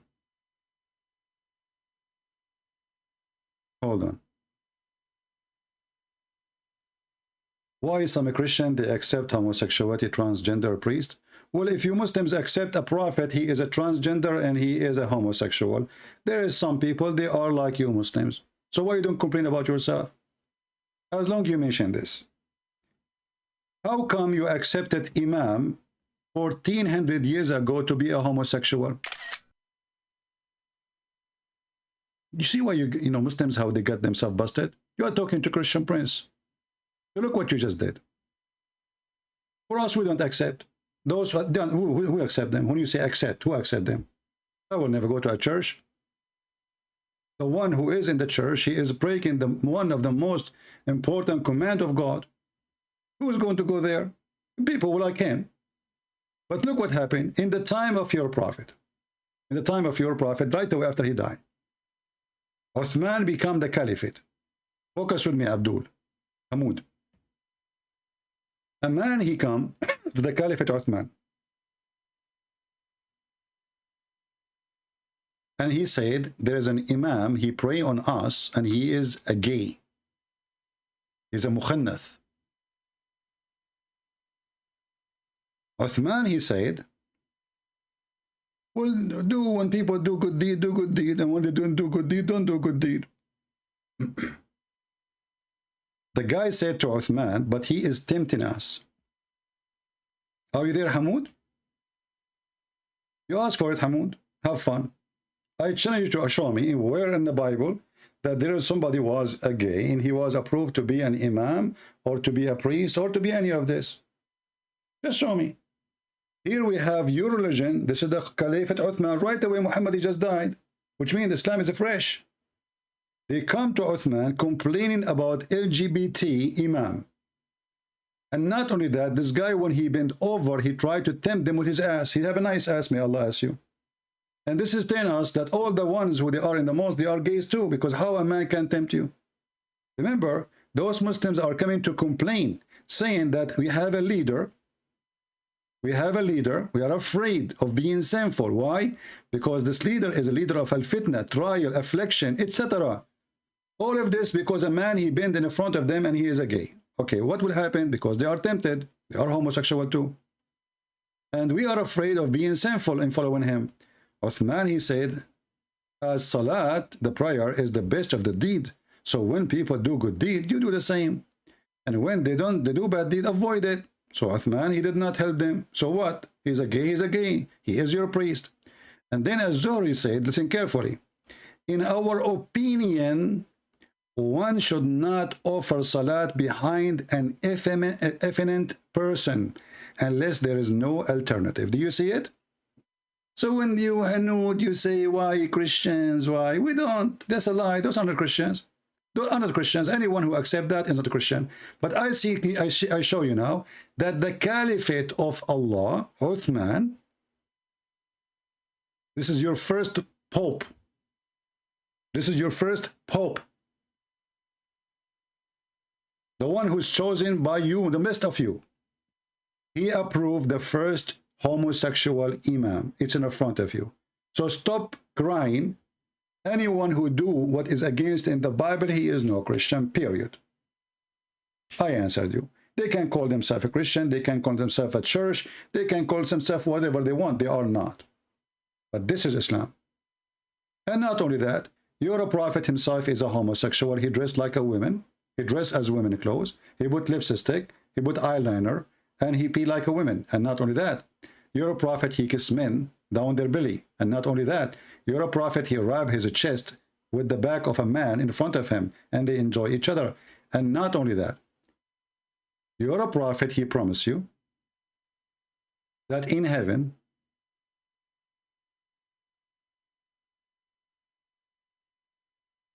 there is a bazaar where there's no buying nor selling except pictures of men and women.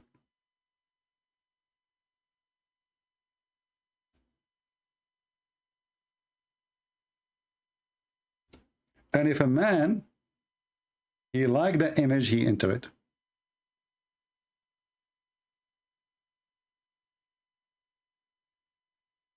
And let me show you the hadith.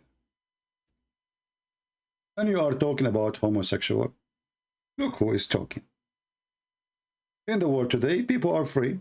They call themselves what they want. Yeah. Somebody is a gay, he say he's a Christian, but he's not. A Christian is the one who follows God. Jesus says, not everyone says to me, God will enter the kingdom of my Father, but the one who do his will. And the will of Jesus and the will of God is in the Bible. And this is your prophet to promise you a magazine full of pictures of men and women. All right?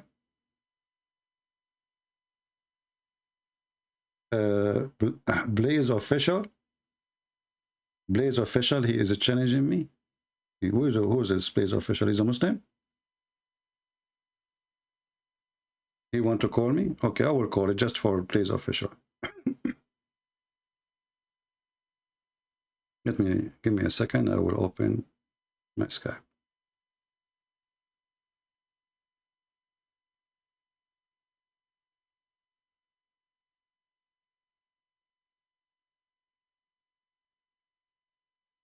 All right, we are loading Skype. Feel free, Mr. Official. Just give me a text and I will call you back.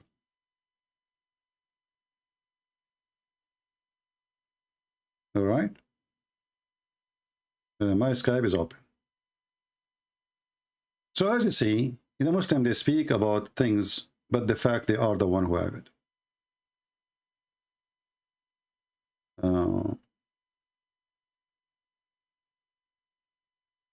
Would you consider Catholic as a cult? No, I don't. Why I wouldn't consider them? You see, Jesus said, whoever believe in me, and he die, he will live. So as long as they believe in the Father, the Son, the Holy Spirit, they are Christians.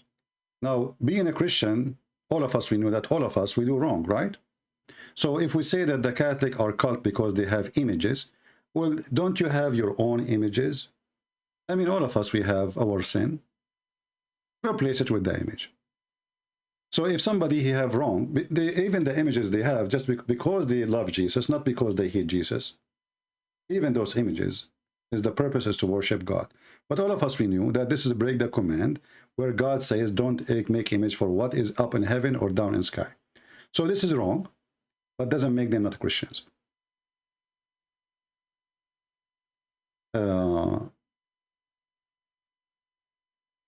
CP challenge Muslim, but when we refute you run away. Oh, this guy is a kid, I guess. Let us call him. Maybe this is a ultimate fault.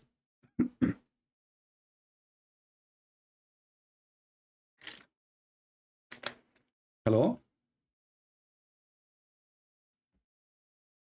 I'm back. Are you still here? Yeah, I'm here. Okay, last time we left where we stopped. You remember? I did, but you ran away. Because you say things is not you cannot prove it. I ran could away. prove it. I was about to show you the Okay, hadith. okay. Remind me what we were talking about. We were talking about supposedly a Christian prince made a claim that black people are created for hellfire, which is not in an Islamic site. You made it up, right? I made it up. Yeah, I can show you authentic hadith to refute you. Can I show No, it to no, you? no, no. Hold on. To prove it to me, are you saying to me that the hadith in the Tirmidhi, the one I showed, does not exist? It exists, but the context. So how you say I made it up, you son of Muta? The context. You see why why I hang up on you, son of Muta? I get lost. You made it up, you coward. It exists. And it says that Allah, He created the black from the left shoulder of Adam, and He said to them, you go to hell and I don't care. I run. Don't waste my time. I don't have time for kids. What a potato. I run. No, I don't run. But I don't have time for a stupid. Every Muslim, you agree. That's what it says. Not a single Muslim, you don't agree. Coward son of Muta. I fabricated. You know, even when they say the word you fabricated, don't you have a shame? And then I say, are you saying it doesn't exist? He said, no, it exists. But you take it out of context. What? Take it out of context. It says it clearly. I will show the hadith on the screen. And I don't care what you say. People will judge. People have a brain. People have eyes. Not like you coward. You're trying to duct tape. This is, and thank God he agreed that it exists, because maybe he was going to say it's not exist. This is Jami' al-Tirmidhi, hadith number 38. Let me zoom out in the page.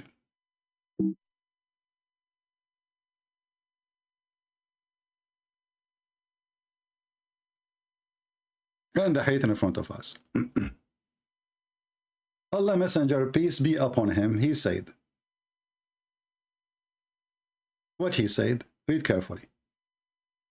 Allah created Adam when he created him, and he struck his right shoulder, and there emitted from it white offspring. So take a note. It is offspring. Offspring of who? Of Adam. What is their color? White.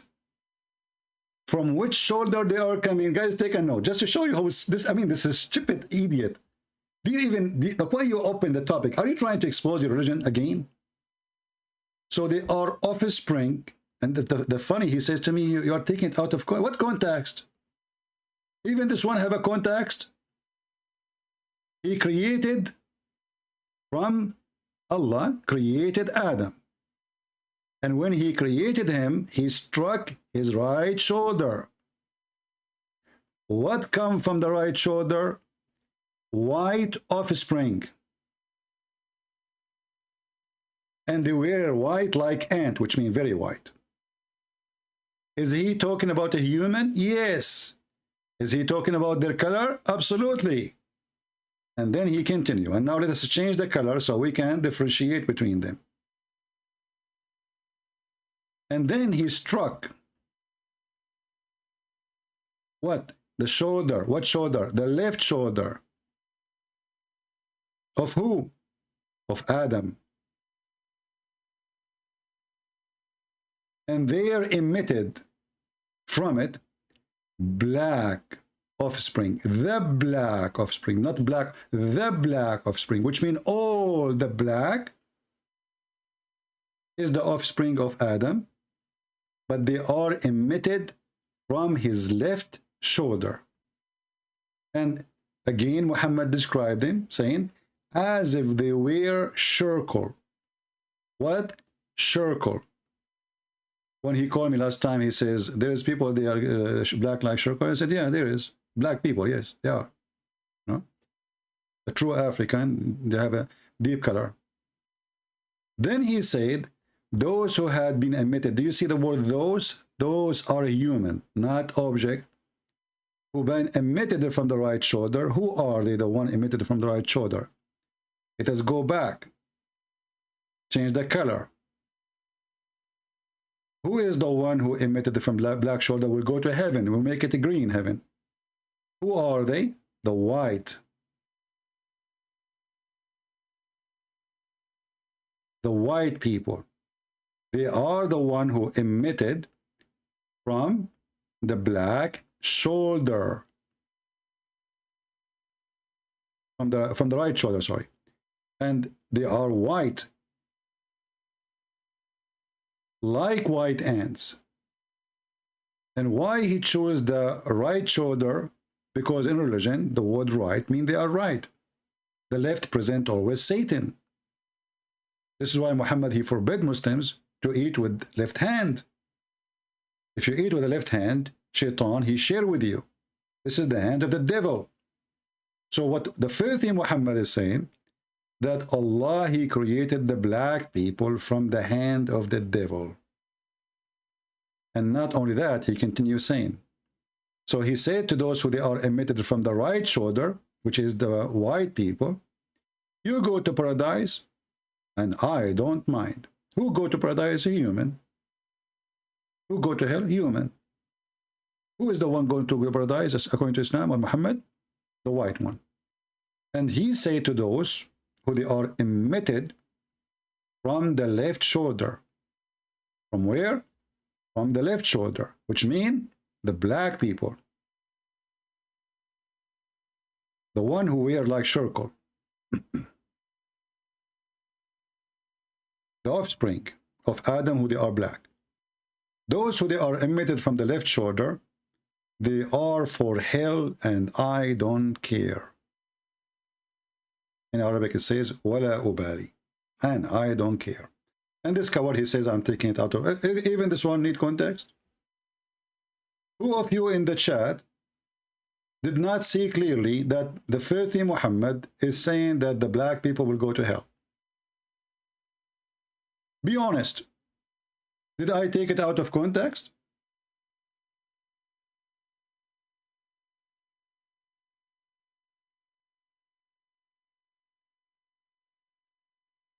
How in the world I did? So I hang up on you because you are just stupid. You know, it says I don't have patience to speak to stupid. Not because you are strong.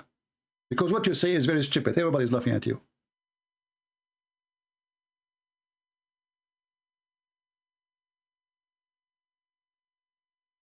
When we hang up on a Muslim, we hang up on him only if he's a donkey. Too much donkey.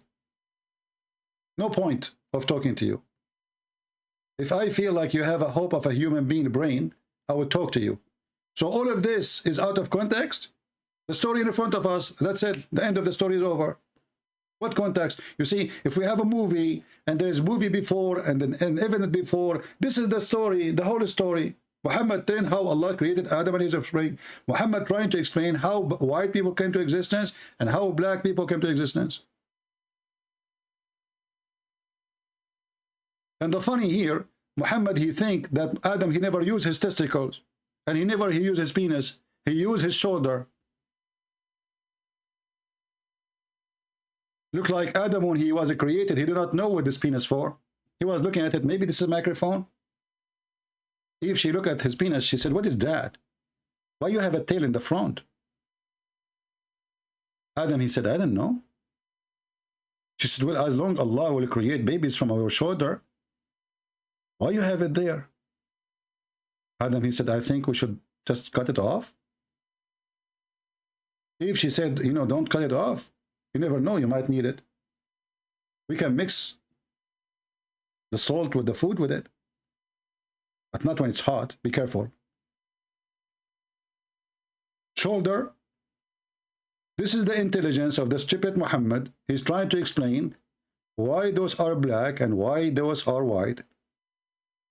Because the black people, they are coming from the left shoulder, from the bad location of the body of the human being. The right shoulder is white people are coming from.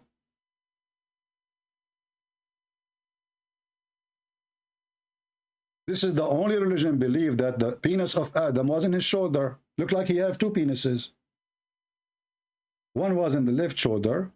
Allah, he struck it, which means he shake it. I don't want to go in details. Muhammad have orgasm. And you know, look at this. How the white offspring, they come from the shoulder. So what Eve is doing there?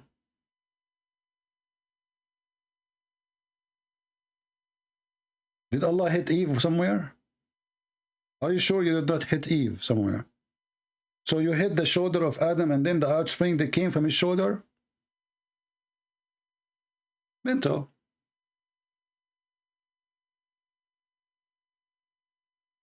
Why are the Jews expecting Jesus to enter the third temple? My friend, if you have a questions about the Jews, ask the Jews. We don't care. Here we have different topic, and we have way more important things from your, you know, I don't want to be silly, I don't want to bully you, but don't bully me.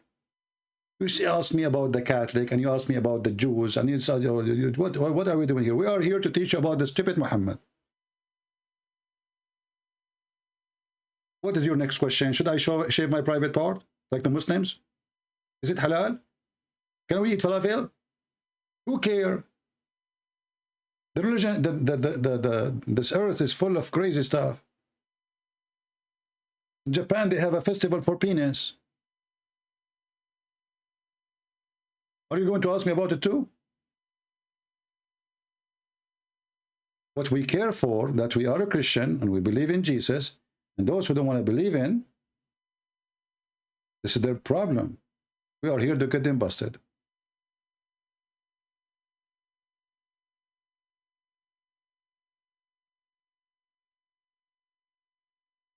He disagree with me? You guys, you disagree with me. I mean, even this one in interpretation. Okay, what you just said? You said you disagree with me in the interpretation. Did you just say that? You disagree with me in the interpretation. Even this one need interpretation? What interpretation? There's white offspring. There's a black offspring. The white go to hell, the black go to hell. The white go to heaven, the black go to hell. Even this one need interpretation? So what your prophet was saying here, you see, this religion is so stupid to the point, even little tiny text of Muhammad need interpretation. This is not Quran. Interpretation.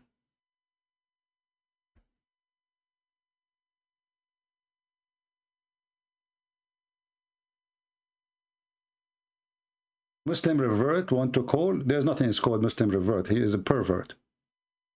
Muslim is not a revert. How you can be a Muslim and you are revert? Revert to what? Worshipping the moon god? That will make you revert? You see, the Muslims, they lie and they claim that they are reverting. You are perverting because your prophet is a pervert.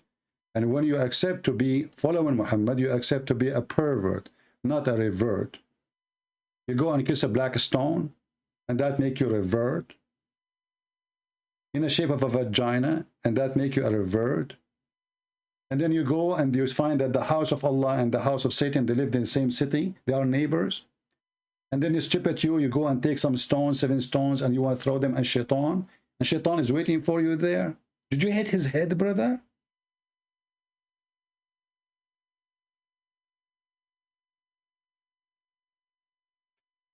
I mean, this is the most stupid religion.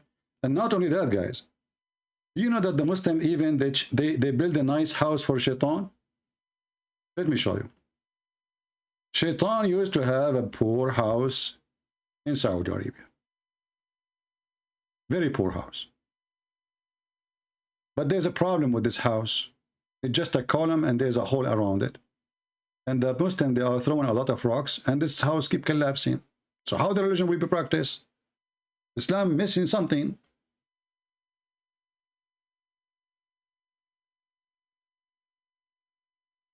So the Muslims, in order to fix the problem, let me try to find you the old house of Shaitan. What a stupid religion. I mean, they throw rocks at Shaitan. Let us see on the old one.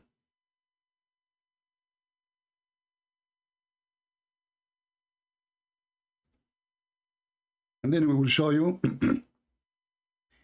the new updated villa of the Shaitan.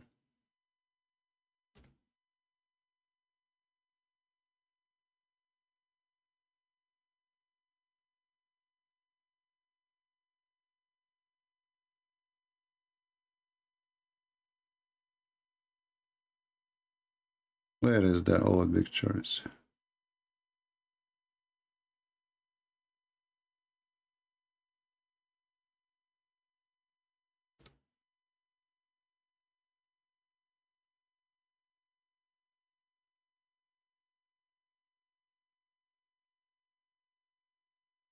I'm sure there's many of them. I don't think they can delete them from YouTube.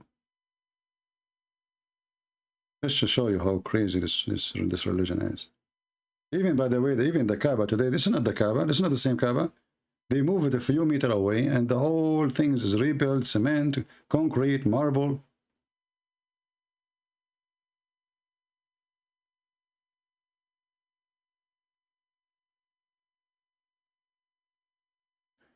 I could not find the old picture. I don't know what I need to search for to find the old one.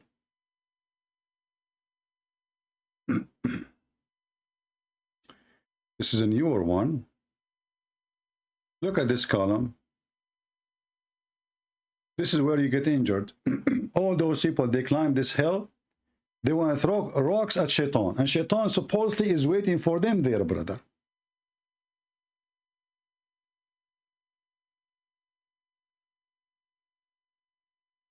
And not only that. This column is not really a new, not an old column. This is like, there's an older, way older. This is like more strong one, big one.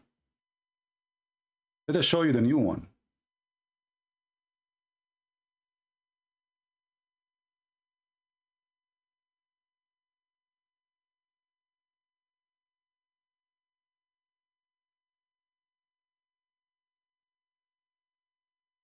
Ah, I found the old one. Hold on, I found the old one. Look at this. This is the house of Shaitan, brother. This is the old house of Shaitan before the oil. You see how the oil blessed the house of Shaitan? I will show you how now he have a villa. Very big villa. So this is, it's made from rocks and dirt. And the Muslims, they gather and they throw rocks at the house of Shaitan. Now, the house of Shaitan is a spaceship. Let me show you. Look at the house of Shaitan, brother.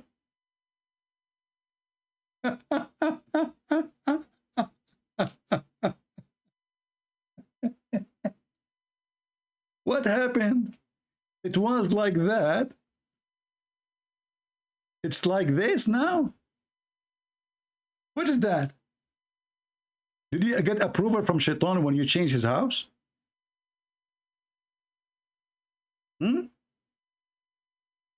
And they make it many floors, by the way, because there's too many people.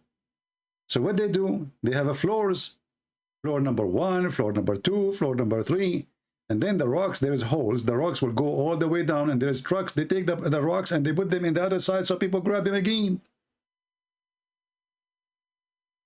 What the heck is this?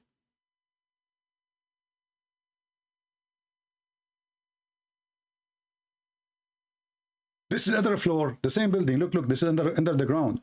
You can go and throw under the ground. This is the house of Shaitan now. Look how big. And everybody want to throw rocks at the Shaitan, the evil Shaitan. Allahu Akbar. What a stupid religion.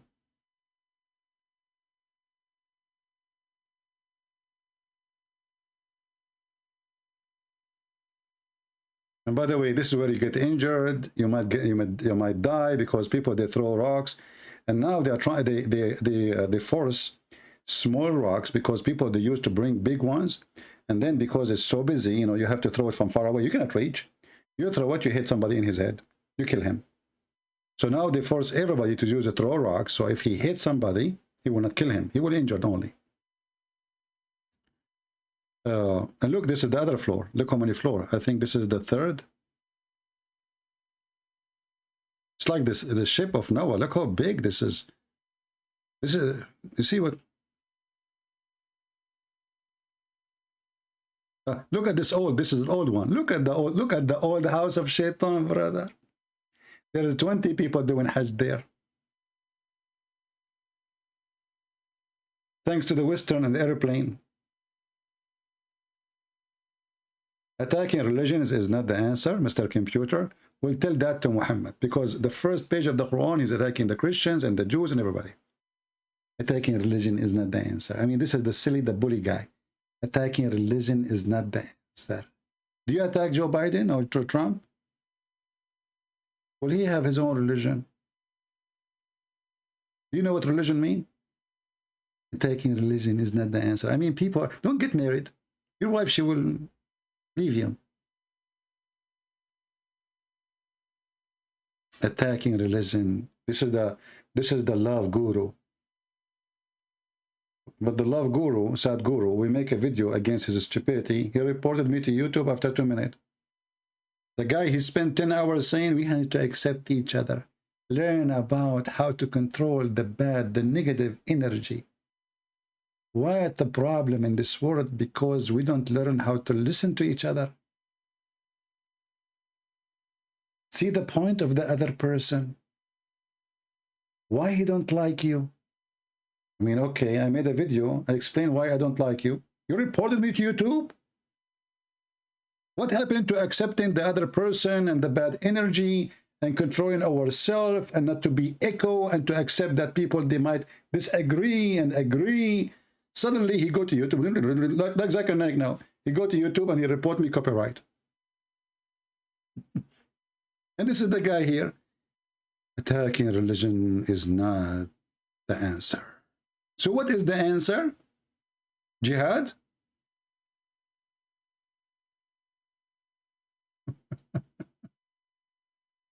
And your name is a computer? Did you use your computer to find the answer?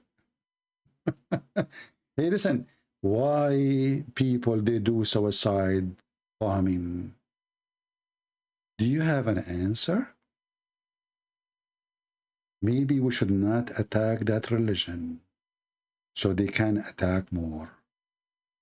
And they can deceive more people to join them. Madness, man. Anyway, I have to go because I need to throw rocks, you know. The religion of rocks. They go around rocks, they kiss rocks, and their rocks forgive sin, and they bow down in the front of rocks, and they pray in direction of rocks. And even Satan, they have to throw rocks at him. There's a sheikh, his name is Al-Qaradawi, and the video is there in the internet. He said, this is Islam. You pray, you kiss a rock. You pray in front of a rock. You go around a rock, and you pray in direction of a rock. And when you want to fight Shaitan, you throw a rock. What you can do about it? All of this, and Islam is not pagan. A computer, I am here to expose Islam. Why you are here? Because you are stupid, silly. Get out of here. And we are not attacking other faith. Muhammad, he says the Christian and Jews, they are filthy, they are najis, they are kuffar, they are dirty, they are animals. We are getting him busted. You throw rocks at me, I will send your rocks back. You don't like it, don't come here. Potato.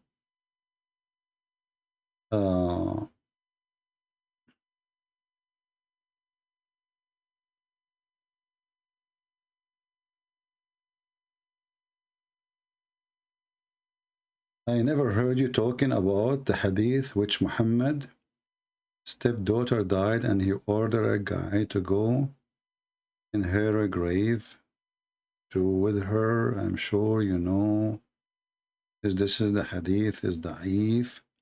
If you want to make a phrase, try to make it clear so we can understand. There is tons of hadith, and if we want to talk about everything, we focus in things which is really, you know, it make a difference.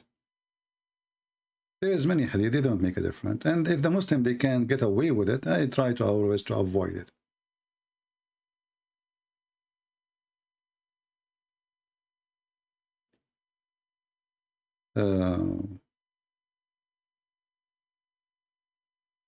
I mean, look at this. We are showing them a hadith in their website, and the hadith is so clear, and they are saying I fabricated. Imagine. And At-Tirmidhi is a book of Sahih. I fabricated. And then they, in order to fix it, they say there's the wrong interpretation. There's no interpretation for this. It's very simple. What interpretation? White offspring, black offspring. Black go to hell, white go to heaven. Allah, He made decision. White is created from the right shoulder. And right shoulder always in Islam is the right hand of Allah. Allah have two hands, both of them they are right. Did you ask yourself why? Why Allah have two hands and both of them in the right side? Because Allah, there's no way Allah will have right hand. And this is telling us how stupid Muhammad is. You know, he keep telling them that the left hand is the hand of shaitan, the left hand is bad, the left hand is ugly, the left hand. Now has God have hands? So when they ask him, okay, what about Allah? Do Allah have left hands? Muhammad, he have to come with a solution. So he come with a God who have two hands and both of them are right hands. I mean, do you see even how silly, how stupid this picture is? Imagine you see a man, both his hands are in the right side. But look what Muhammad did. If you make his hands in the right side, still he have left shoulder. Is Allah round?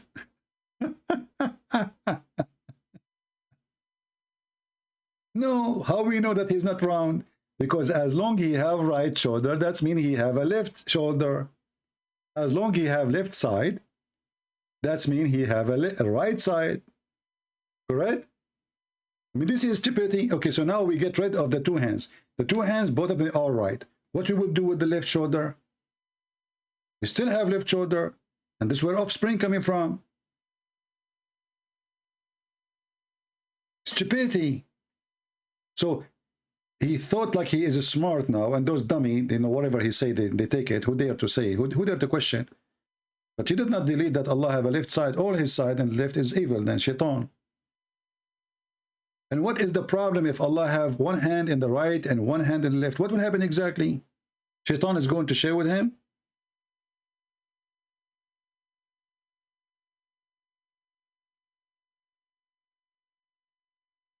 This is a religion of those who they are stupid. If you are stupid, you take it.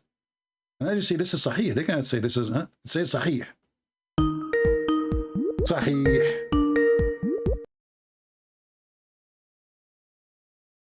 Hello? Give you 1 minute.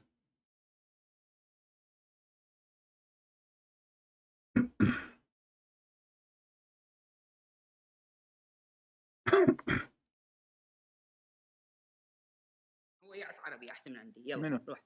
اسمه امير المسيحي يحكي وياك. مين هذا؟ Just talk with him. هلو؟ هلا شو اخبارك؟ اهلا وسهلا. شلونك؟ زي ما قال لك الامير المسيحي. اهلا وسهلا. اوكي. Hold the phone. يلا. Here you go. Talk with him على الدين المسيحي والاسلامي. هو يعرف احسن من عندي. روح. اوكي شفت وياه. احكي على الدين. منو الدين الحقيقي؟ الدين المسيح لو الدين الاسلام؟ روح. الدين الحقيقي الدين المسيح لو دين الاسلام؟ روح. الدين الحق. الدين الاسلام. اوكي احكي وياه. هو مسيحي. هو شنو نقول يحكي على الكوره. روح. احكي وياه. يا مدعشي. طب اسمع اخوي، ايش اسمك؟ ايه اني اكرم. هلا أكرم هلا. إذا كان محمد رسول من عند الله فكيف ينزل الله بردا من جبال في السماء؟ هل توجد في السماء جبال؟ هل توجد في السماء جبال فيها برد؟ اوكي. أنا أسأل. أنا مو شيخ. إذا أنت لست بشيخ ألست بمسلم؟ لا أنا مسلم بس لست بشيخ. ألست تفهم القرآن؟ أفهم القرآن. إذن أجب. التفسير مالته يراد لك شيخ. لماذا نريد تفسير القرآن؟ أليس القرآن من قال لقد فصلناه تفصيلا؟ اي لقد فصلناه تفصيلا. فصلناه تفصيلا انت سالتني اصبح معناه. انت سالتني أه. اوكي ولا حسألك وجاوبني هم. اذا ما جاوبتني نفسي انا سمع جاوبتك لين ما اعرف بهذا الشيء. قلت لك انا ما اعرف. بماذا تعرف؟ بماذا تعرف؟ اوكي هسه انا اسالك عن دينك. بماذا تعرف اذا؟ هسه انا اسالك على دينك. لا ليس هناك بمشكله بس اسمعني. لا هسه انا اسالك عن دينك. انا دا اساله هسه. تفضل. وهو ما يجاوبني. تفضل. قلت له اوكي منو ربك؟ المسيح. المسيح. شنو اسم المسيح؟ اسمه المسيح. اسمه المسيح. اوكي زين شلون انولد ربك؟ ولد من امرأة. من امرأة. اوكي انولد من من كرشة رجليها. تمام. كرشة رجليها. الكرشة اللي هو من لا يولد اي شخص من كرشة، يولد من الفرج. الفرج. نعم. اوكي بس هو من ولد من الفرج؟ نعم. اوكي من ولدت امرأة. تمام. اوفس هاي الشغله. اوكي وين كان قبل الولاده؟ في السماء. اوكي اكو رب بالسماء ما يقدر ينزل على الارض بدون ما يولد؟ يقدر. ليش ما نزل على الارض بدون ولاده؟ Guys, just to let you know, I'm speaking to him in Arabic because he don't speak English, so I'm speaking to him in Arabic. Just excuse me. So اسمع. تليفوني مكسر. اوكي طيب شلون ما يقدر يخلق نفسه؟ اسمع، أنا سوف أتعاطى معك بنفس المنطق. هل يقدر أو لا يقدر؟ هذا السؤال صح؟ صحيح. هل يقدر الله أن يأتي إلى الأرض على صورة الإنسان؟ روح احكي. نعم يقدر. هل يقدر الله أن يولد من امرأة؟ يقدر. إذن ما المشكلة؟ المشكلة الله زين من نزل ما يحتاج ينولد ولا يولد ومن قال أنه يحتاج؟ ومن قال لك اسمع ومن قال لك أنه يحتاج؟ ومن قال أنه ميت؟ اوقف خليه يحكي. خليه يحكي اول. ومن الذي قال لك أن المسيح ميت؟ ما كلها الناس تقولون المسيح. المسيح صلب ولكنه حي. احنا نقول حي عند الله سحبه للسماء. إذن الذي لا يموت، قصدك الذي لا يموت هو الله، صحيح؟ الله سحبه للسماء. أنا أسألك، الإنسان يموت صحيح؟ هل المسيح حي أم أنه ميت؟ الله سحبه للسماء. هذا ليس السؤال، هل هو ميت أم هو حي؟ الله سحبه للسماء. بس هذا ليس السؤال، هل هو ميت أم هو حي؟ ميت. كيف يكون ميت وهو في السماء؟ على الأرض ميت بس بالسماء موجود. كيف هو على الأرض ميت؟ مثل ما الرسول موجود بالسماء. هل هو موجود على الأرض؟ هو أنت تدري كل زين. هل هو موجود على الأرض؟ احنا عندنا هو نبي. أخي العزيز لا تغير الموضوع. هل هو موجود على الأرض؟ من هو؟ المسيح هل هو الآن موجود على الأرض؟ نو. إذن هو في السماء. هو عند الله على حال الأنبياء. ليس على حال الأنبياء. رسولك قال أنه أبدا هذا غير صحيح. رسولك قال أنا أول. اسمع. رسولك قال أنه أول من يقوم يوم القيامة من القبر. إذن كل الأنبياء يوم القيامة يقومون من القبر، ولكن المسيح لن يكون في قبره، فالمسيح الآن في السماء. فإذا رسولك مات، موسى مات، إبراهيم مات، كلهم ميتون. أنت القرآن قال أنت ميت وهم ميتون. هل تنكر؟ أنت ميت وهم ميتون. بالضبط. المسيح حي لم يموت. روح عند الله وفقا للقرآن. حسنا، لماذا هو عند الله ورسولك ليس عند الله؟ عند الله. لماذا رسولك ليس عند الله؟ لا هو عند الله، هم اثنيناتهم عند الله حيين. أعطيتك آية تقول أنه ميت ليس بحي. نو حيين عند الله بس بالأرض ميتين، أجسادهم بالأرض. هذا كلام أطفال ليس فيه حقيقة. هل لديك برهان؟ هل لديك برهان؟ أنت تقول no. Do you speak English? No. So don't say no. لا تقول no. Speak only Arabic. Speak Arabic only. Okay. اسمع. أعطني دليل على أن الله محمد حي عند الله. شلون؟ أعطني دليلك أن محمد حي عند الله. وأعطيني دليلك أنه عيسى حي عند الله. بسيطة. هذا هو القرآن يقول. أنت ما تتبع القرآن، ما لك شغلة بالقرآن. أنا لا أتبع القرآن، أنا أعطيك من كتابك. المسيح في كتابي. هل تؤمن بكتابي؟ أنا أؤمن بكتابك بس أنت ما تؤمن بكتابي. لا أنت لا تؤمن بكتابي. لما الكذب؟ أنا أؤمن بالكتب الأربعة السماوية. لا تؤمن. كتابك مو اللي حاليا مو إذا لا تؤمن. اسمع، أليس القرآن قال إذ قال الله يا عيسى إني متوفيك ورافعك إلي؟ ما معنى متوفيك؟ متوفيك يعني توفى بالأرض ورفع إليه مثل حال كل ميت. إذن حينما قال القرآن أن المسيح قد شبه به قد كذب القرآن. شلون؟ حينما قال القرآن أنه قد شبه بالمسيح فقد كذب القرآن. شلون شبه بالمسيح؟ شبه به حينما صلب. أنت وافقت الآن. أنت الآن وافقت. سألتك ما معنى متوفيك؟ قلت متوفيك معنى أنه مات على الأرض. صحيح؟ متوفيك هم أجسادهم بالأرض، أرواحهم بالسماء. يا أخي طب متوفيك معنى إنسان توفى. صحيح؟ توفى بالأرض. كلنا توفينا بالأرض. كلنا انسحب إلى اسمع. أنت حين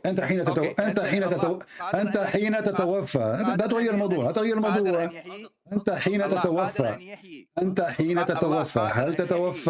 تتوفى هل تتوفى ويبقى جسدك على الأرض؟ حينما تتوفى هل يبقى جسدك على الأرض؟ لا يبقى على الأرض؟ لا. تطير في السماء؟ لا. أنت طائر عصفور؟ لا. أنت فعلا عصفور طنبور؟ نعم. كيف تقول نعم؟ أنت عصفور؟ لا. طيب أنا أسألك حينما يتوفى الإنسان هل يبقى جسده على الأرض أم أنه يطير؟ لا. This guy keeps saying to me no, doesn't matter what I say. لماذا تقول لا؟ ما راح نتفق. حبيبي احكي وياه حبيبي. ليش لا؟ تعال احكي. ليش وران؟ تعال احكي اركم. He run away. واي. تعال احكي. كمل. يقول لي عيسى. خل احكي. ما موجود. ابويا تعال احكي وياه. هذا أبوك؟ This is your father? أخي. Hello. Is he your father? No, he's my father's brother. This is my father. يلا احكي وياه. Put this in your ear. Okay, احكي وياه. السلام عليكم. أهلا وسهلا. شو أخبارك؟ يا أهلا وسهلا. من أي جنسية أنت؟ أنا من هذه الأرض الطيبة. كليتنا على هاي الأرض الطيبة. طيب أخي العزيز، أخبرني عن محمد. لماذا أنا محمد؟ أسألك أنت من أي أرض؟ عوف محمد عليه الصلاة والسلام. أنا من أرض الرب الواسعة التي خلقها. ونعم بالله. بس من أي بلد؟ لا يهم. شوف أنت إذا ظل متراوغ بالكلام أنا ما أقدر أحكي لك. عيب. أنا لا أتراوغ. أنا لا أتقدم إلى وظيفة عندك لتسألني من أين أنت ومن أين أتيت.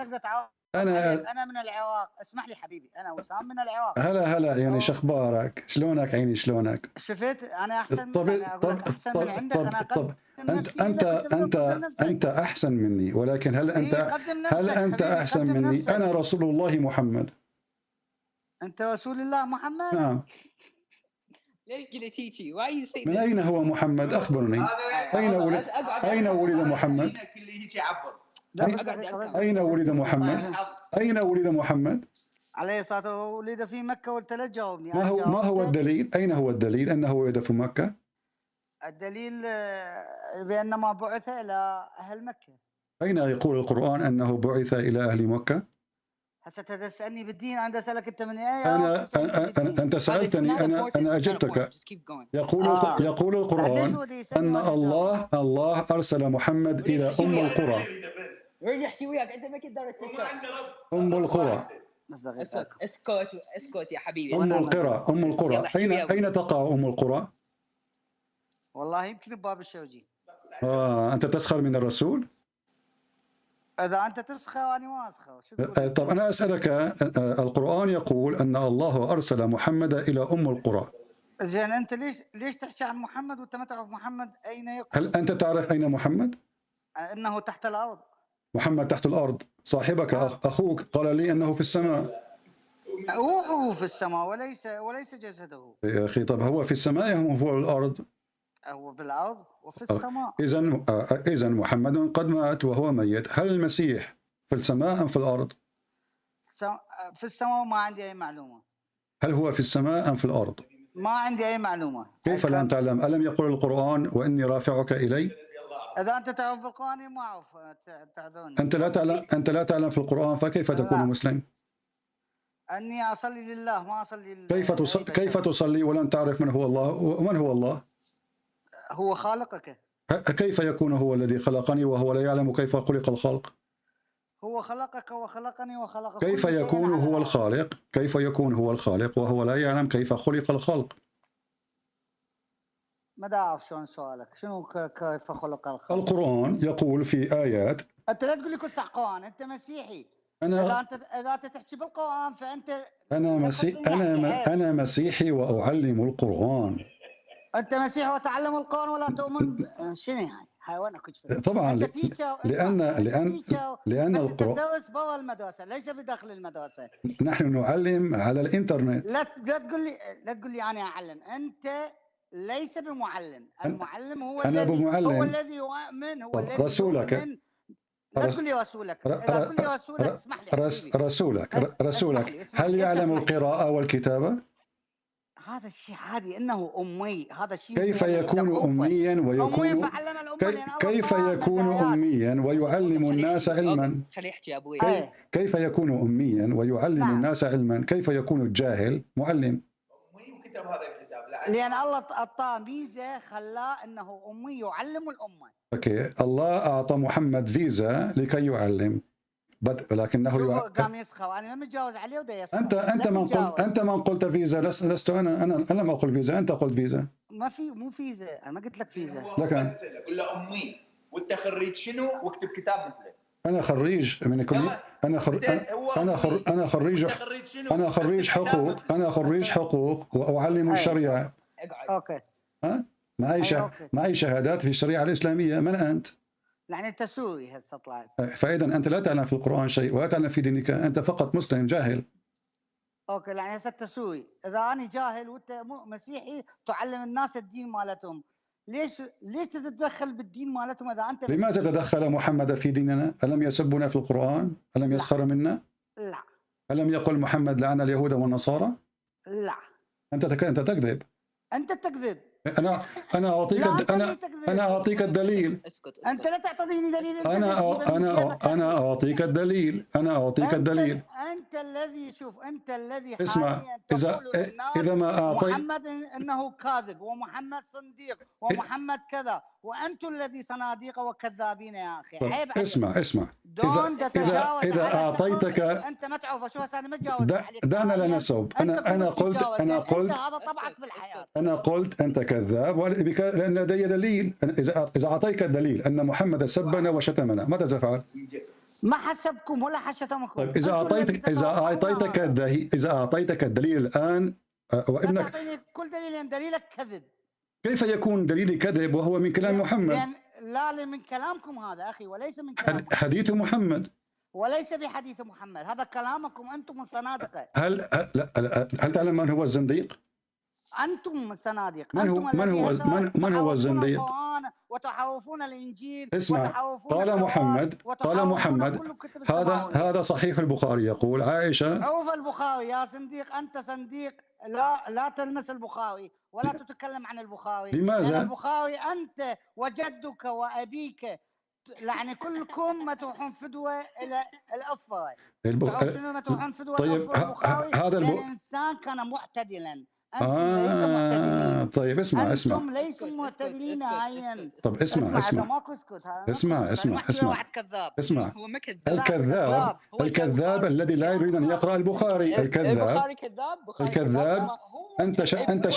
أنت شتمت البخاري. شوفك الحديث بالبخاري. أنت شتمت البخاري. مو حديث بيكذبون. هذا انا شوفك. هذا البخاري يقول بابا لعن الله اليهود والنصارى. هو زوج عائشه، هذا كذب. من هي كانت 6 سنوات، هذا كذب. لا مو كذب، انت كذاب. خلاص سد التليفون. ما سد التليفون. ليش انت هو محشي وياه بعدين باوت ما لنا دخل بك. احكي وياه. لا محشي وياه. اسمع يا اخي العزيز انا احنا كلنا كذاب. اخي العزيز اسمع يا عزيزي. اسمع يا عزيزي.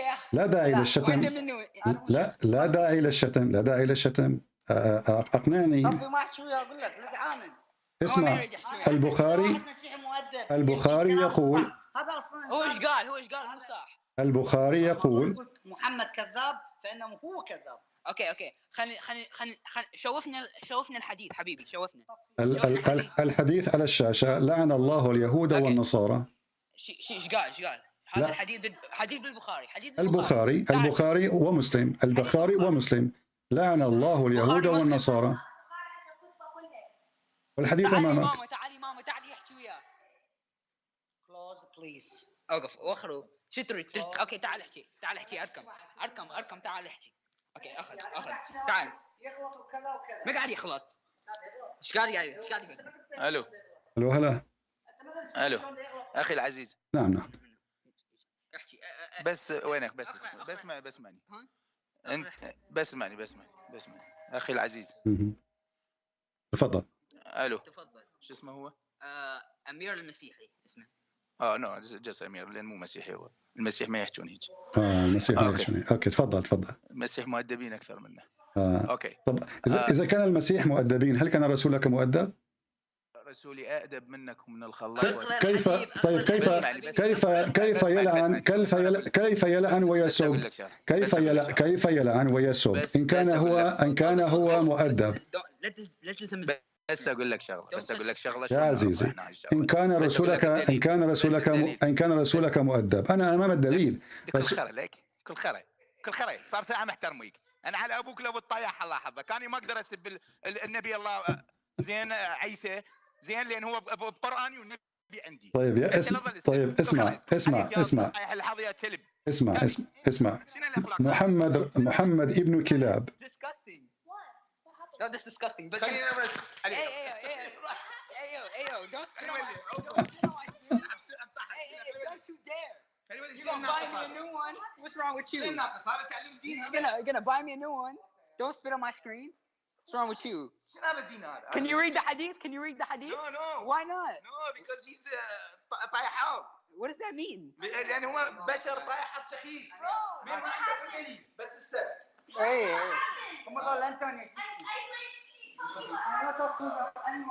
Hello? Yes, I am here. شلونك يا حبيبي؟ تعرف من نجيب الحقيقة؟ هم حقيقة. هو بالحديث صحيح. عزيزي، هذا الحديث صحيح. يقول عن أبي هريرة قال رسول الله صلى الله عليه وسلم. هذا البشر اللي انت طلعته. هو هذا الحديث مالتك مال دينك. مالتي ما ديني شنو؟ اي مال دينك. وهذا اسمع. الرسول يسب المسلمين. الرسول هو understand what I talk. هو قال you can just please اوقف go outside you listen. No. That's it, don't talk.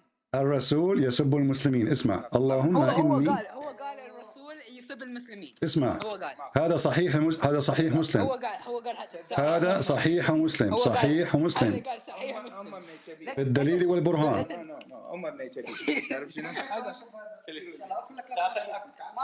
اللهم إنما أنا بشر، فأيما رجل من المسلمين سببته أو لعنته أو جلدته فاجعلها له زكاة ورحمة. Hello? Did they hear it? Well, my friend, thank you for bringing your family. I understand that you are an ex-Muslim and you are trying to make them leave Islam too. But I made them very angry. I can't tell, you know. Well, don't worry. That was fun. Yeah, but you see, I mean, why he don't want to read? He asked me for the proof. I put the proof in front of him. He started cursing me and calling me names. So they, in order to run away. I'm gonna go with them. They will leave the house. They are leaving the house, run away. They left the house. They left the house. They left. They left the house. And this is your dad and your uncle, right? And your mom. Yeah, no, it's my dad and my uncle. My mom just came. Yeah, I'm sorry if I was like a little bit tough on him. I don't mean to be, you know, but no, that's good because I speak English very well and my Arabic is broken. So like I know you're live. I saw you live, so I decided to call you immediately. You know. Yeah. Because they want to this is my uncle. He keep cursing about Christianity. I'm a Christian, you know. So he keep cursing Christianity. He said my God died. He keeps saying that. So I say, come to talk to someone who's more knowledgeable than me. Come talk. Yeah. Well, you know, your God died, but he is in heaven. How would that work? You know. And his prophet is dead, and he was stinking when he died. You know. And the funny is, the second we try to show them the reference, they don't want to read it, and they start cursing me and they start saying, insulting, saying, Al-Bukhari is better than you. He's a who Bukhari? Bukhari is a scumbag. Yeah. So look. I showed them the hadith. He said this is kidnap. This is a lie. So I showed them the hadith in Bukhari where Muhammad married a 6-year-old, right? Yeah. And they say this is a lie. Like, what is this? They deny even Bukhari if it embarrassed Muhammad. Even if it embarrassed Muhammad, they deny it. Yeah. What type of people is this? I don't know. Well, my friend, I really admire you. I mean, you are doing a great job. You are brave, and I admire that you are trying bring your dad, your mom, your father, you know, your uncle, the whole family to see the truth. And we pray. I'm gonna bring my mom next time. Anytime, my friend. I will be happy to have you. I'm glad to know. Is my mom here? I'm gonna ask her. She left. All My right. mom left. All right, next time. And I try my best to to speak slow in Arabic so they can understand me, because usually I speak fast in Arabic. But yeah, just next time, I guess be more respectful. I guess because when I talk to them, I like to talk to them. I don't like to curse Muhammad. I did not. For me, Muhammad is a scumbag. I cannot. I cannot, me too. I cannot hold it. Me too. Yeah, you see, he's a scumbag too. But me, I try not to curse.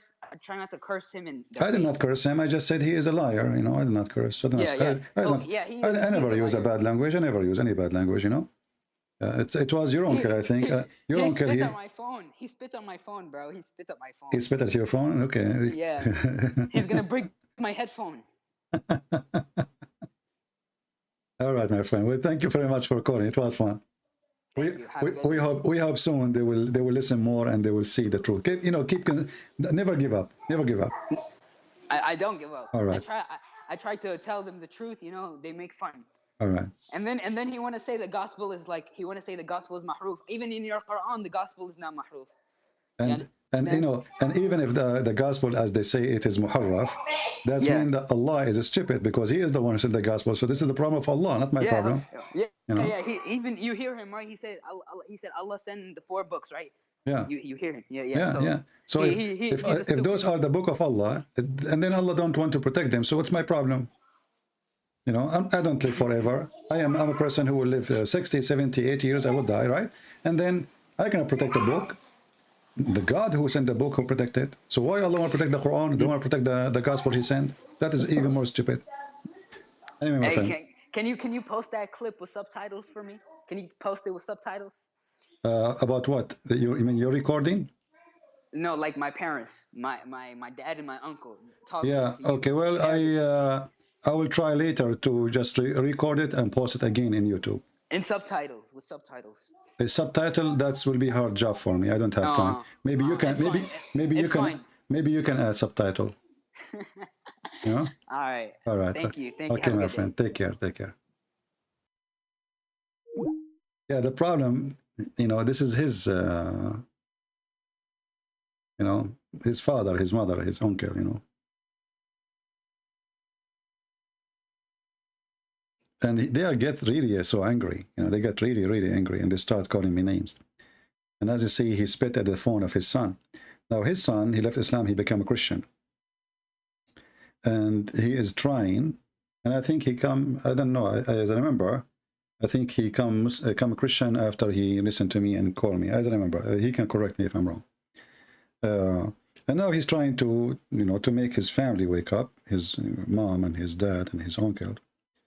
But I can tell they are like old generation, and it's very tough to speak to them. But what we can do? You know? The funny, I said to him, let me show you the reference from Sahih al-Bukhari. He says Sahih al-Bukhari is honorable, not like you. You are not a Christian. Christians are nice people.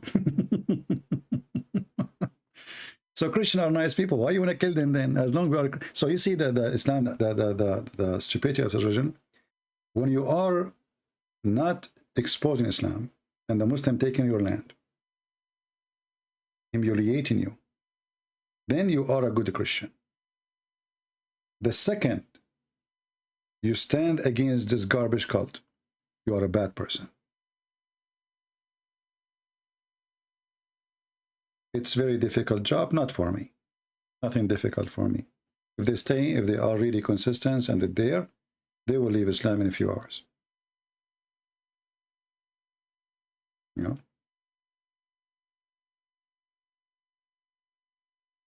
Any one of you, actually, if you can download this part and then post a video about it with subtitle, the one who knows, I see some of you were translating. So download this part. And because he is trying to share it with his relatives, you know, he want to share it with his relatives, the ones even who don't speak Arabic. So he is doing his, he's working hard to make his families accept Christ. He is the only one in the family, I think, he's a Christian now.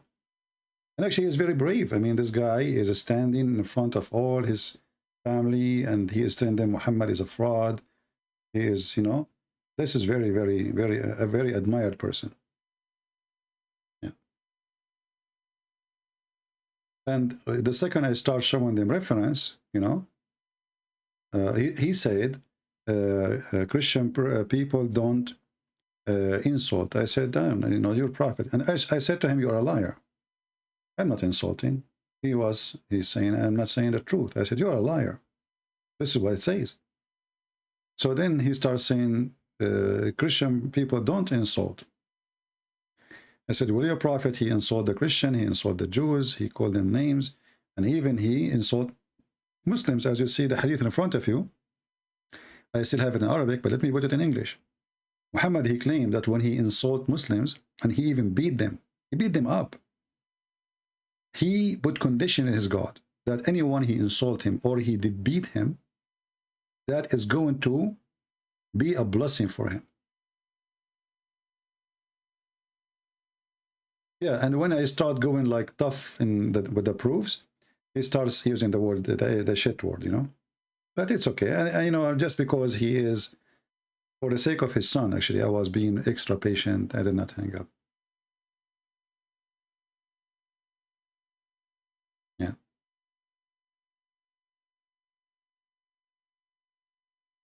What make Islam, Christianity better than Islam if you worship the same God? Who is the stupid? He said we worship the same God. Give me his name. Give me the name of the stupid person who said to you, we worship the same God. Who is the donkey he said that to you? And people, they say hilarious stuff, you know. So we keep saying Allah is the moon God, and Allah is a fiction God, and he is a pagan God. And then you say to me, what a different? And they say to me that we worship the same God. What's wrong with you? Do you listen from your toes or your nose? Either way, you don't listen. You know the thing? You know?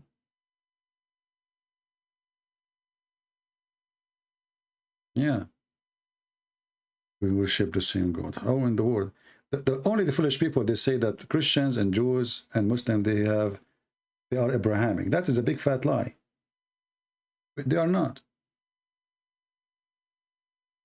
Is it talking about Islam in Arabic? Well, Arabic for me, you know, Arabic is my first language, so I can say I am 100 times more powerful in Arabic, speaking Arabic, than speaking in English. Because most of the time I'm trying to say, express something, I will be very short in words. You know, my English is not really that much. It's enough, I mean, to do what I'm doing. But in Arabic, for sure, it's fun. You know, for me, it's easy, very easy. Even though they are rude and they are savage and, you know, but I mean, I know how to deal with them. I'm a Middle Eastern. I'm not coming from the moon. I know how to put somebody in his place if you want to go rude. So when he starts saying, you know, I told him, you're a liar. You know, I don't hesitate. I say things as it is. It doesn't matter who.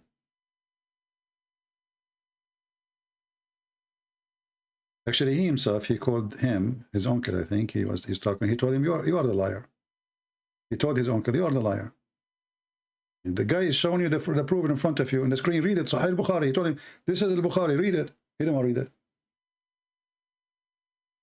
And then he told him, this is his Bukhari, he's making it up. It's not real. You know?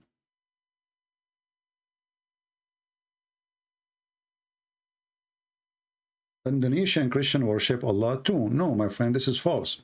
Those Christians who live in Islamic countries, they've been forced to use the same word. However, we always advise any Christian who read the translation of the Bible using the word Allah to delete that word immediately and not to use that word. That is a false word. That is a false word. No Christian should use it.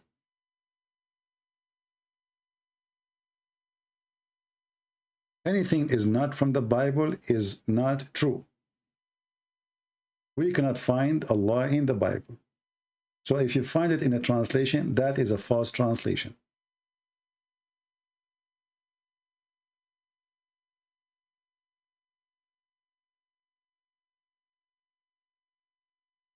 And don't call him a kid. He is a man. He is a brave man. Why you call him a kid? Do you know his age? He's a brave man.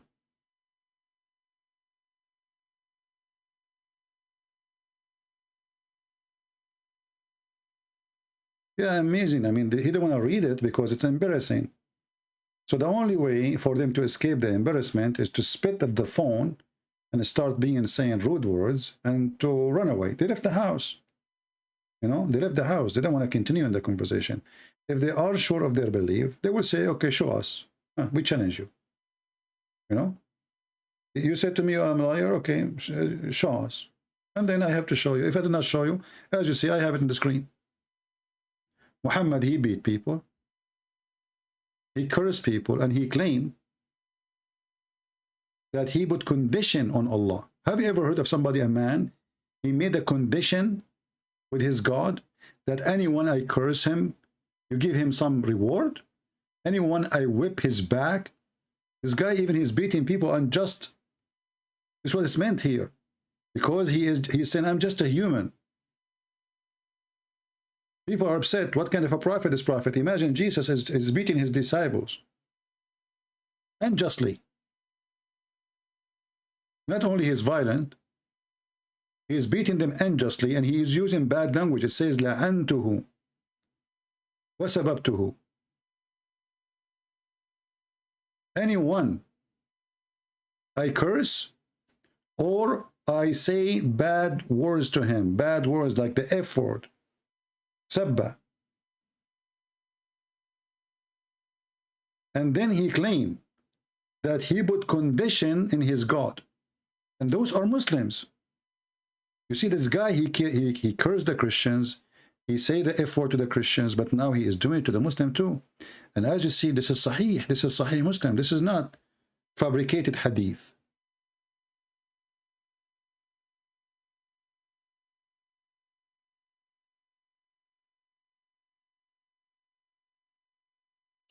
If you read the title, because a Muslim might say to you, no, those people, they deserve to be cursed. They deserve to be beaten. Read the title. Chapter, whomever is cursed, reviled, or prayed against by the Prophet, when he does not deserve that. Do you see it? When he does not deserve that. So the prophet is cursing people, is calling people bad language, bad mouthing them, when they do not deserve that. Do you see it? Because they might say to you, oh, this is not true. Those people that deserve it. The name of the chapter exposing them. They don't deserve it. And I cannot believe it that there is a human being. He put a condition. I have a made condition. Listen, Allah, I'm Muhammad. From now on, anyone I curse him or I beat the hell of him or I say bad language to him, make it good deed for him. That would be nice. I go beat people in the street, and then people will say thank you because this is a good deed now. He's trying to make them like swallow it. He told them there's a good deed for you. It's a source of a purity and reward. So Muhammad, he beat you. Muhammad, he said the F word to your mother. That is a source of a purity. Have you ever heard of a religion like this?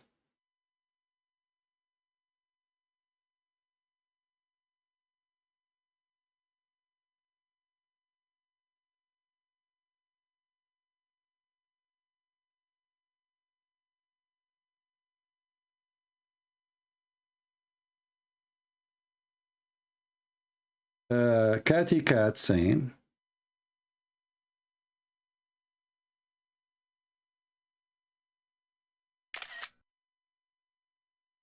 thank you, Catty Cat. And let me respond to what you just said. First, don't call me honey. I'm a man, not a kid. You need to understand that this approach is not welcoming. Being rude with people turn people away. Jesus would rather try to understand them. Well, Catty Cat, do you know, my sister, how many thousands of Muslims left Islam because of me? So who is the idiot who told you it doesn't work? Secondly, who told you that Jesus was not rude? Isn't it Jesus who called people hypocrite, sons of snakes, evil generation? What do you know about Jesus? Do you really read the Bible? If you do read the Bible, you will see Jesus is describing way more than I said. Egypt is nothing. Stupid is nothing. Jesus called them the sons of the devil, the sons of snakes, evil generation. What do you know about Jesus? So those funny Christians, they think that Jesus, he used to hug everybody. He give me a hug. Do you want a hug? This is not Jesus.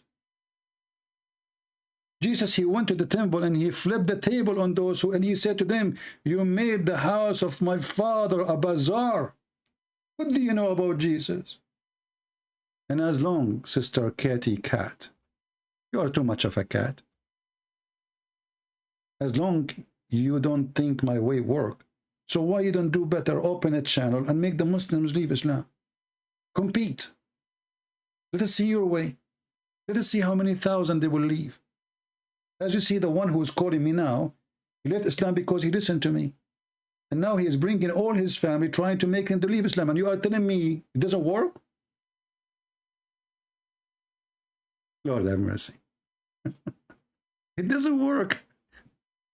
If it doesn't work, and all the noise I'm making, and do you know how many people read my books around the world?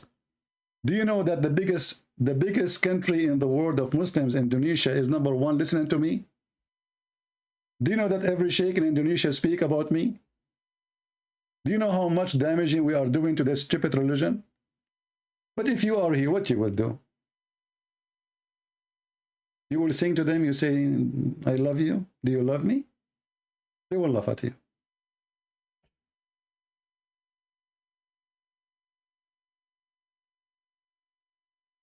The Muslims, they think that when Christians actually they are nice, that is a curse from Allah.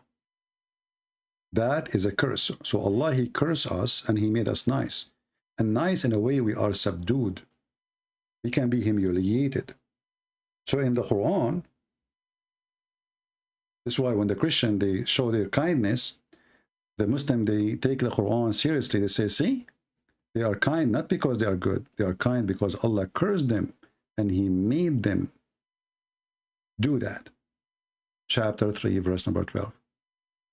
So in your ignorance, you think being kind will make them work. With my knowledge, I know that it's the opposite.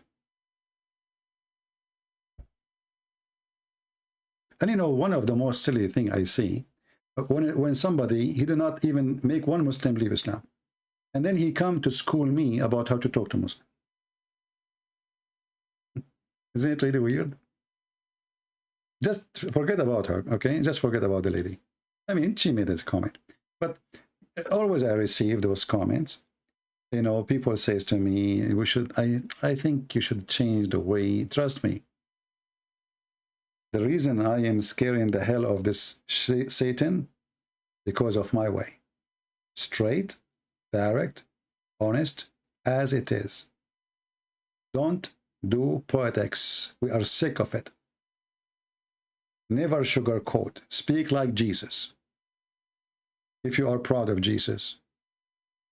Any priest who don't say things as it is, he is a scumbag. He's a false teacher. These days you ask them, what do you think about homosexuality? They don't dare to answer. What do you think about Islam? Oh, God love everybody. You know, we did not ask you if God love everybody or this is not the question. They do their best to avoid to answer because they are doing business. They don't want to be truthful.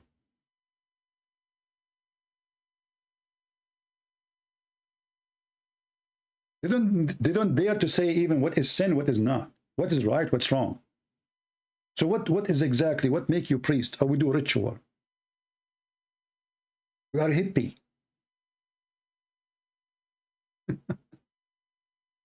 This is what the Lord, he warned us about. Don't listen to those people.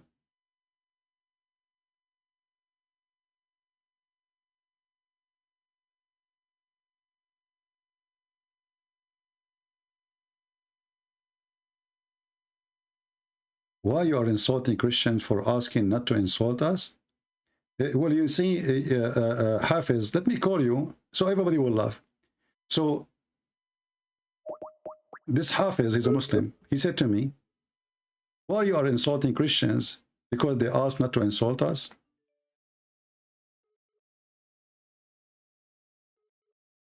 I think this is the same guy who, you know, the potato of the hadith. Let us call him.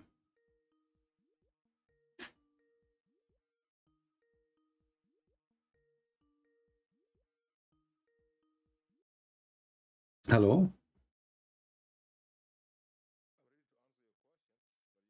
The ultimate part, you are not even a Muslim. You are not a Muslim, son of Muta. You are not a Muslim. Why you are calling me potato? The one who even agreed the Quran missing tons of verses. Why you are lying about Prophet Muhammad? Let us call this guy. Ultimate fault. Ultimate fault, he thinks he's a Muslim. He's the only Muslim in the world who understands Islam.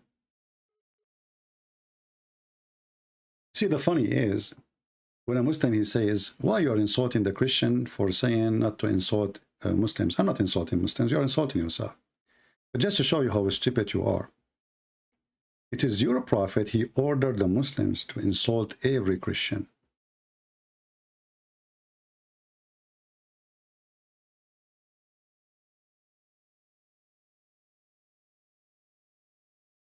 Not only to insult, to humiliate and to harm physically. This is even if they pay the jizya. This is after they pay. If they don't pay, they will kill you anyway.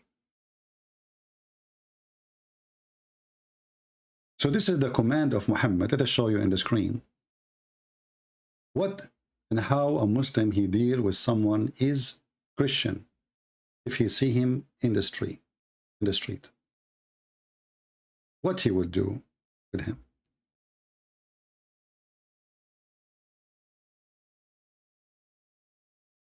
And this is Sahih, as you see. Muhammad, he said, don't greet the Jews and the Christians before they greet you. And when you meet any one of them in the road, force them to the most narrowest road, part of it. This is the sewage. In the side of the street, you see the translation here is false.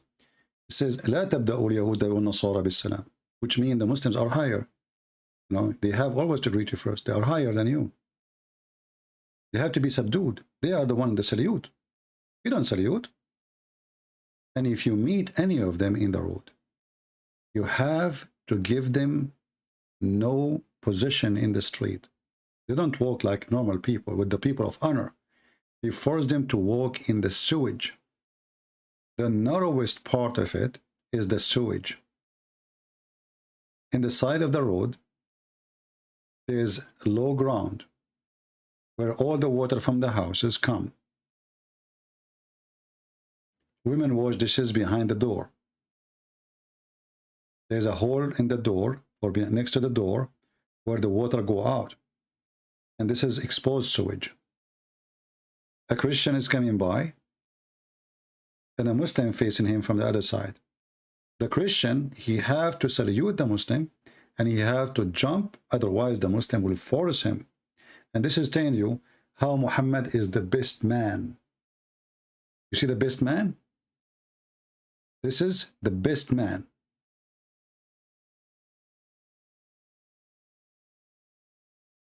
When the Muslim, they come to the West, they speak too much about a human right. This is Islam, my friend. And this is the teaching of Muhammad. This is how filthy he is. Do you see it?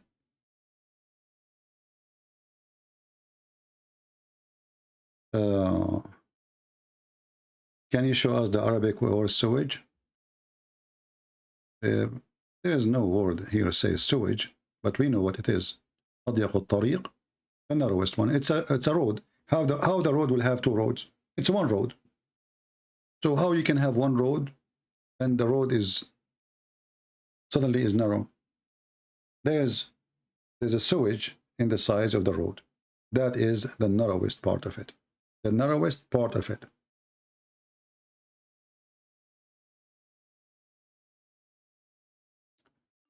Hassan is saying he will be burned in hell. Well, Hassan, and you will be burned with your penis.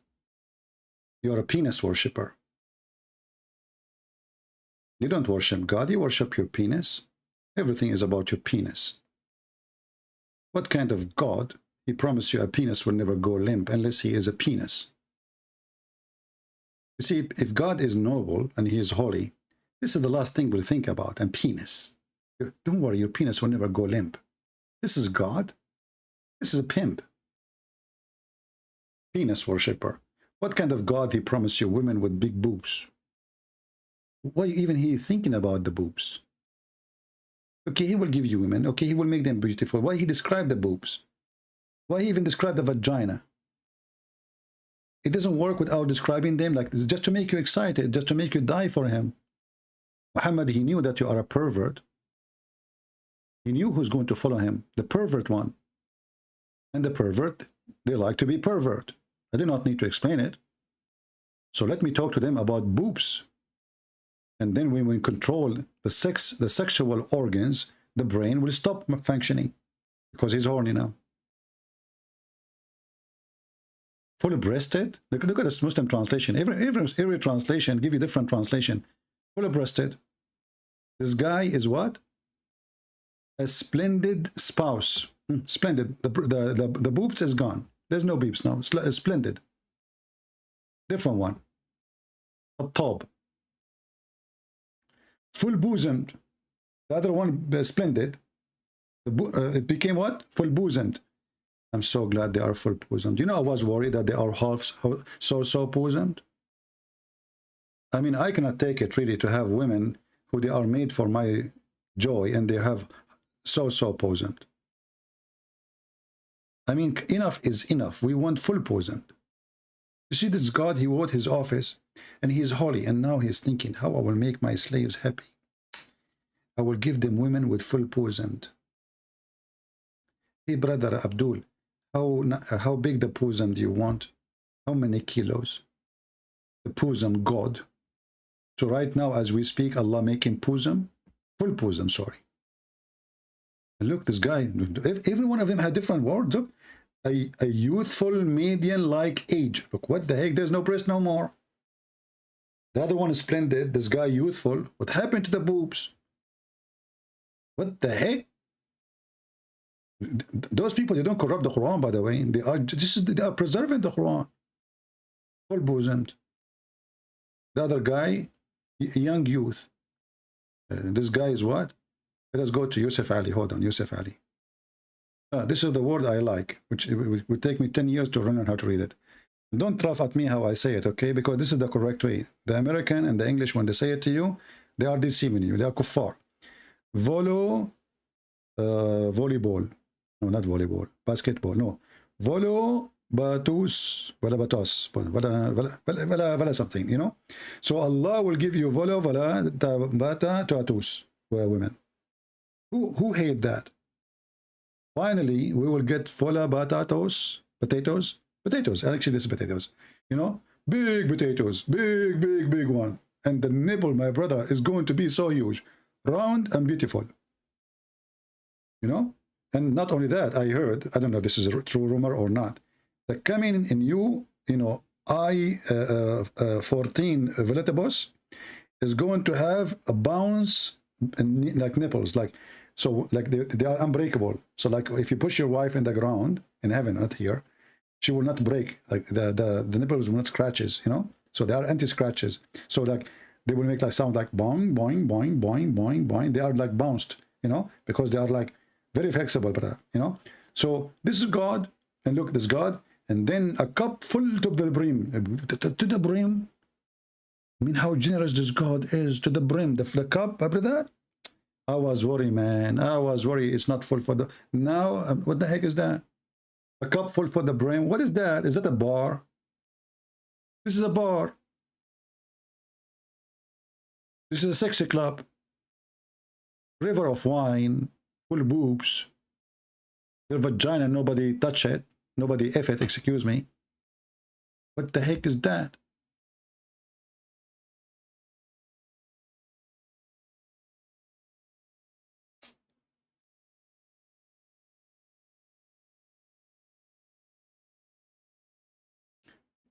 Too bad I hang up in Ultimate Fart, because I wanted Ultimate Fart to explain to us this one. The Ultimate Fart, what is the metaphorical of this one? Where then both will be those median restraining in their... Oh no, man. Or genie yatmutahun. He has opened their hemens with sexual intercourse. That's deep. It's God, he brings us details about what is inside the vagina. Is it brand new? Is it used? There's wax in it? There's no wax in it. Is the tape is caught? Or the silk tape is not caught? Is it 0 mileage? Or high mileage? Allah is all knowledgeable. He knows what is inside the vagina. Now I'm not worried. Nobody opened the Pepsi Cola before me. It's brand new. The gas is still there. This is religion?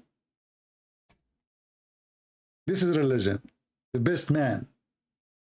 The best man. And you will see a bunch of scammers like from the internet who they want to make money from Muslim clique. Wow, the best man in history. And the guy who opened his eye and he have his girlfriend with him. Wow, and they are blonde. And the Muslim, they love that. See white people doing that. Because this is Islam. I mean, if white people, they like Islam, They don't convert to Islam, but just make reaction video. Wow, brother, look, those are white people, brother. Blonde, did you see the girl? She's a blonde, brother. I swear by Allah. Wow.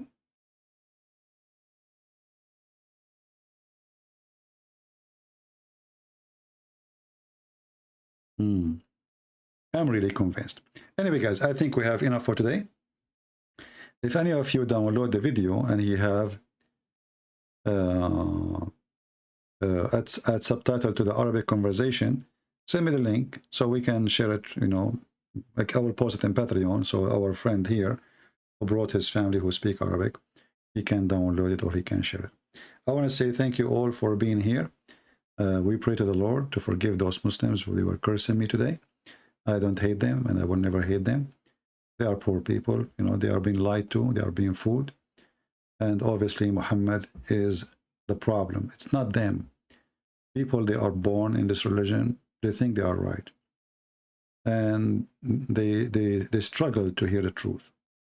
But the truth is coming. All days is over. It doesn't matter how much you try to fight it. You cannot stop it no more. This is why we encourage all of you to download my videos, share them, tell your friends about them. I have a lot of books. It's for free in many languages. See which language is yours and download and share with your family, your friends. Educate yourself, educate your family. And all my videos for free. Feel free to use them. Add subtitle in your language, in your whatever your language is. Save your people. Education is what we need. We do not need war with the Muslims. We do not need to kill each other.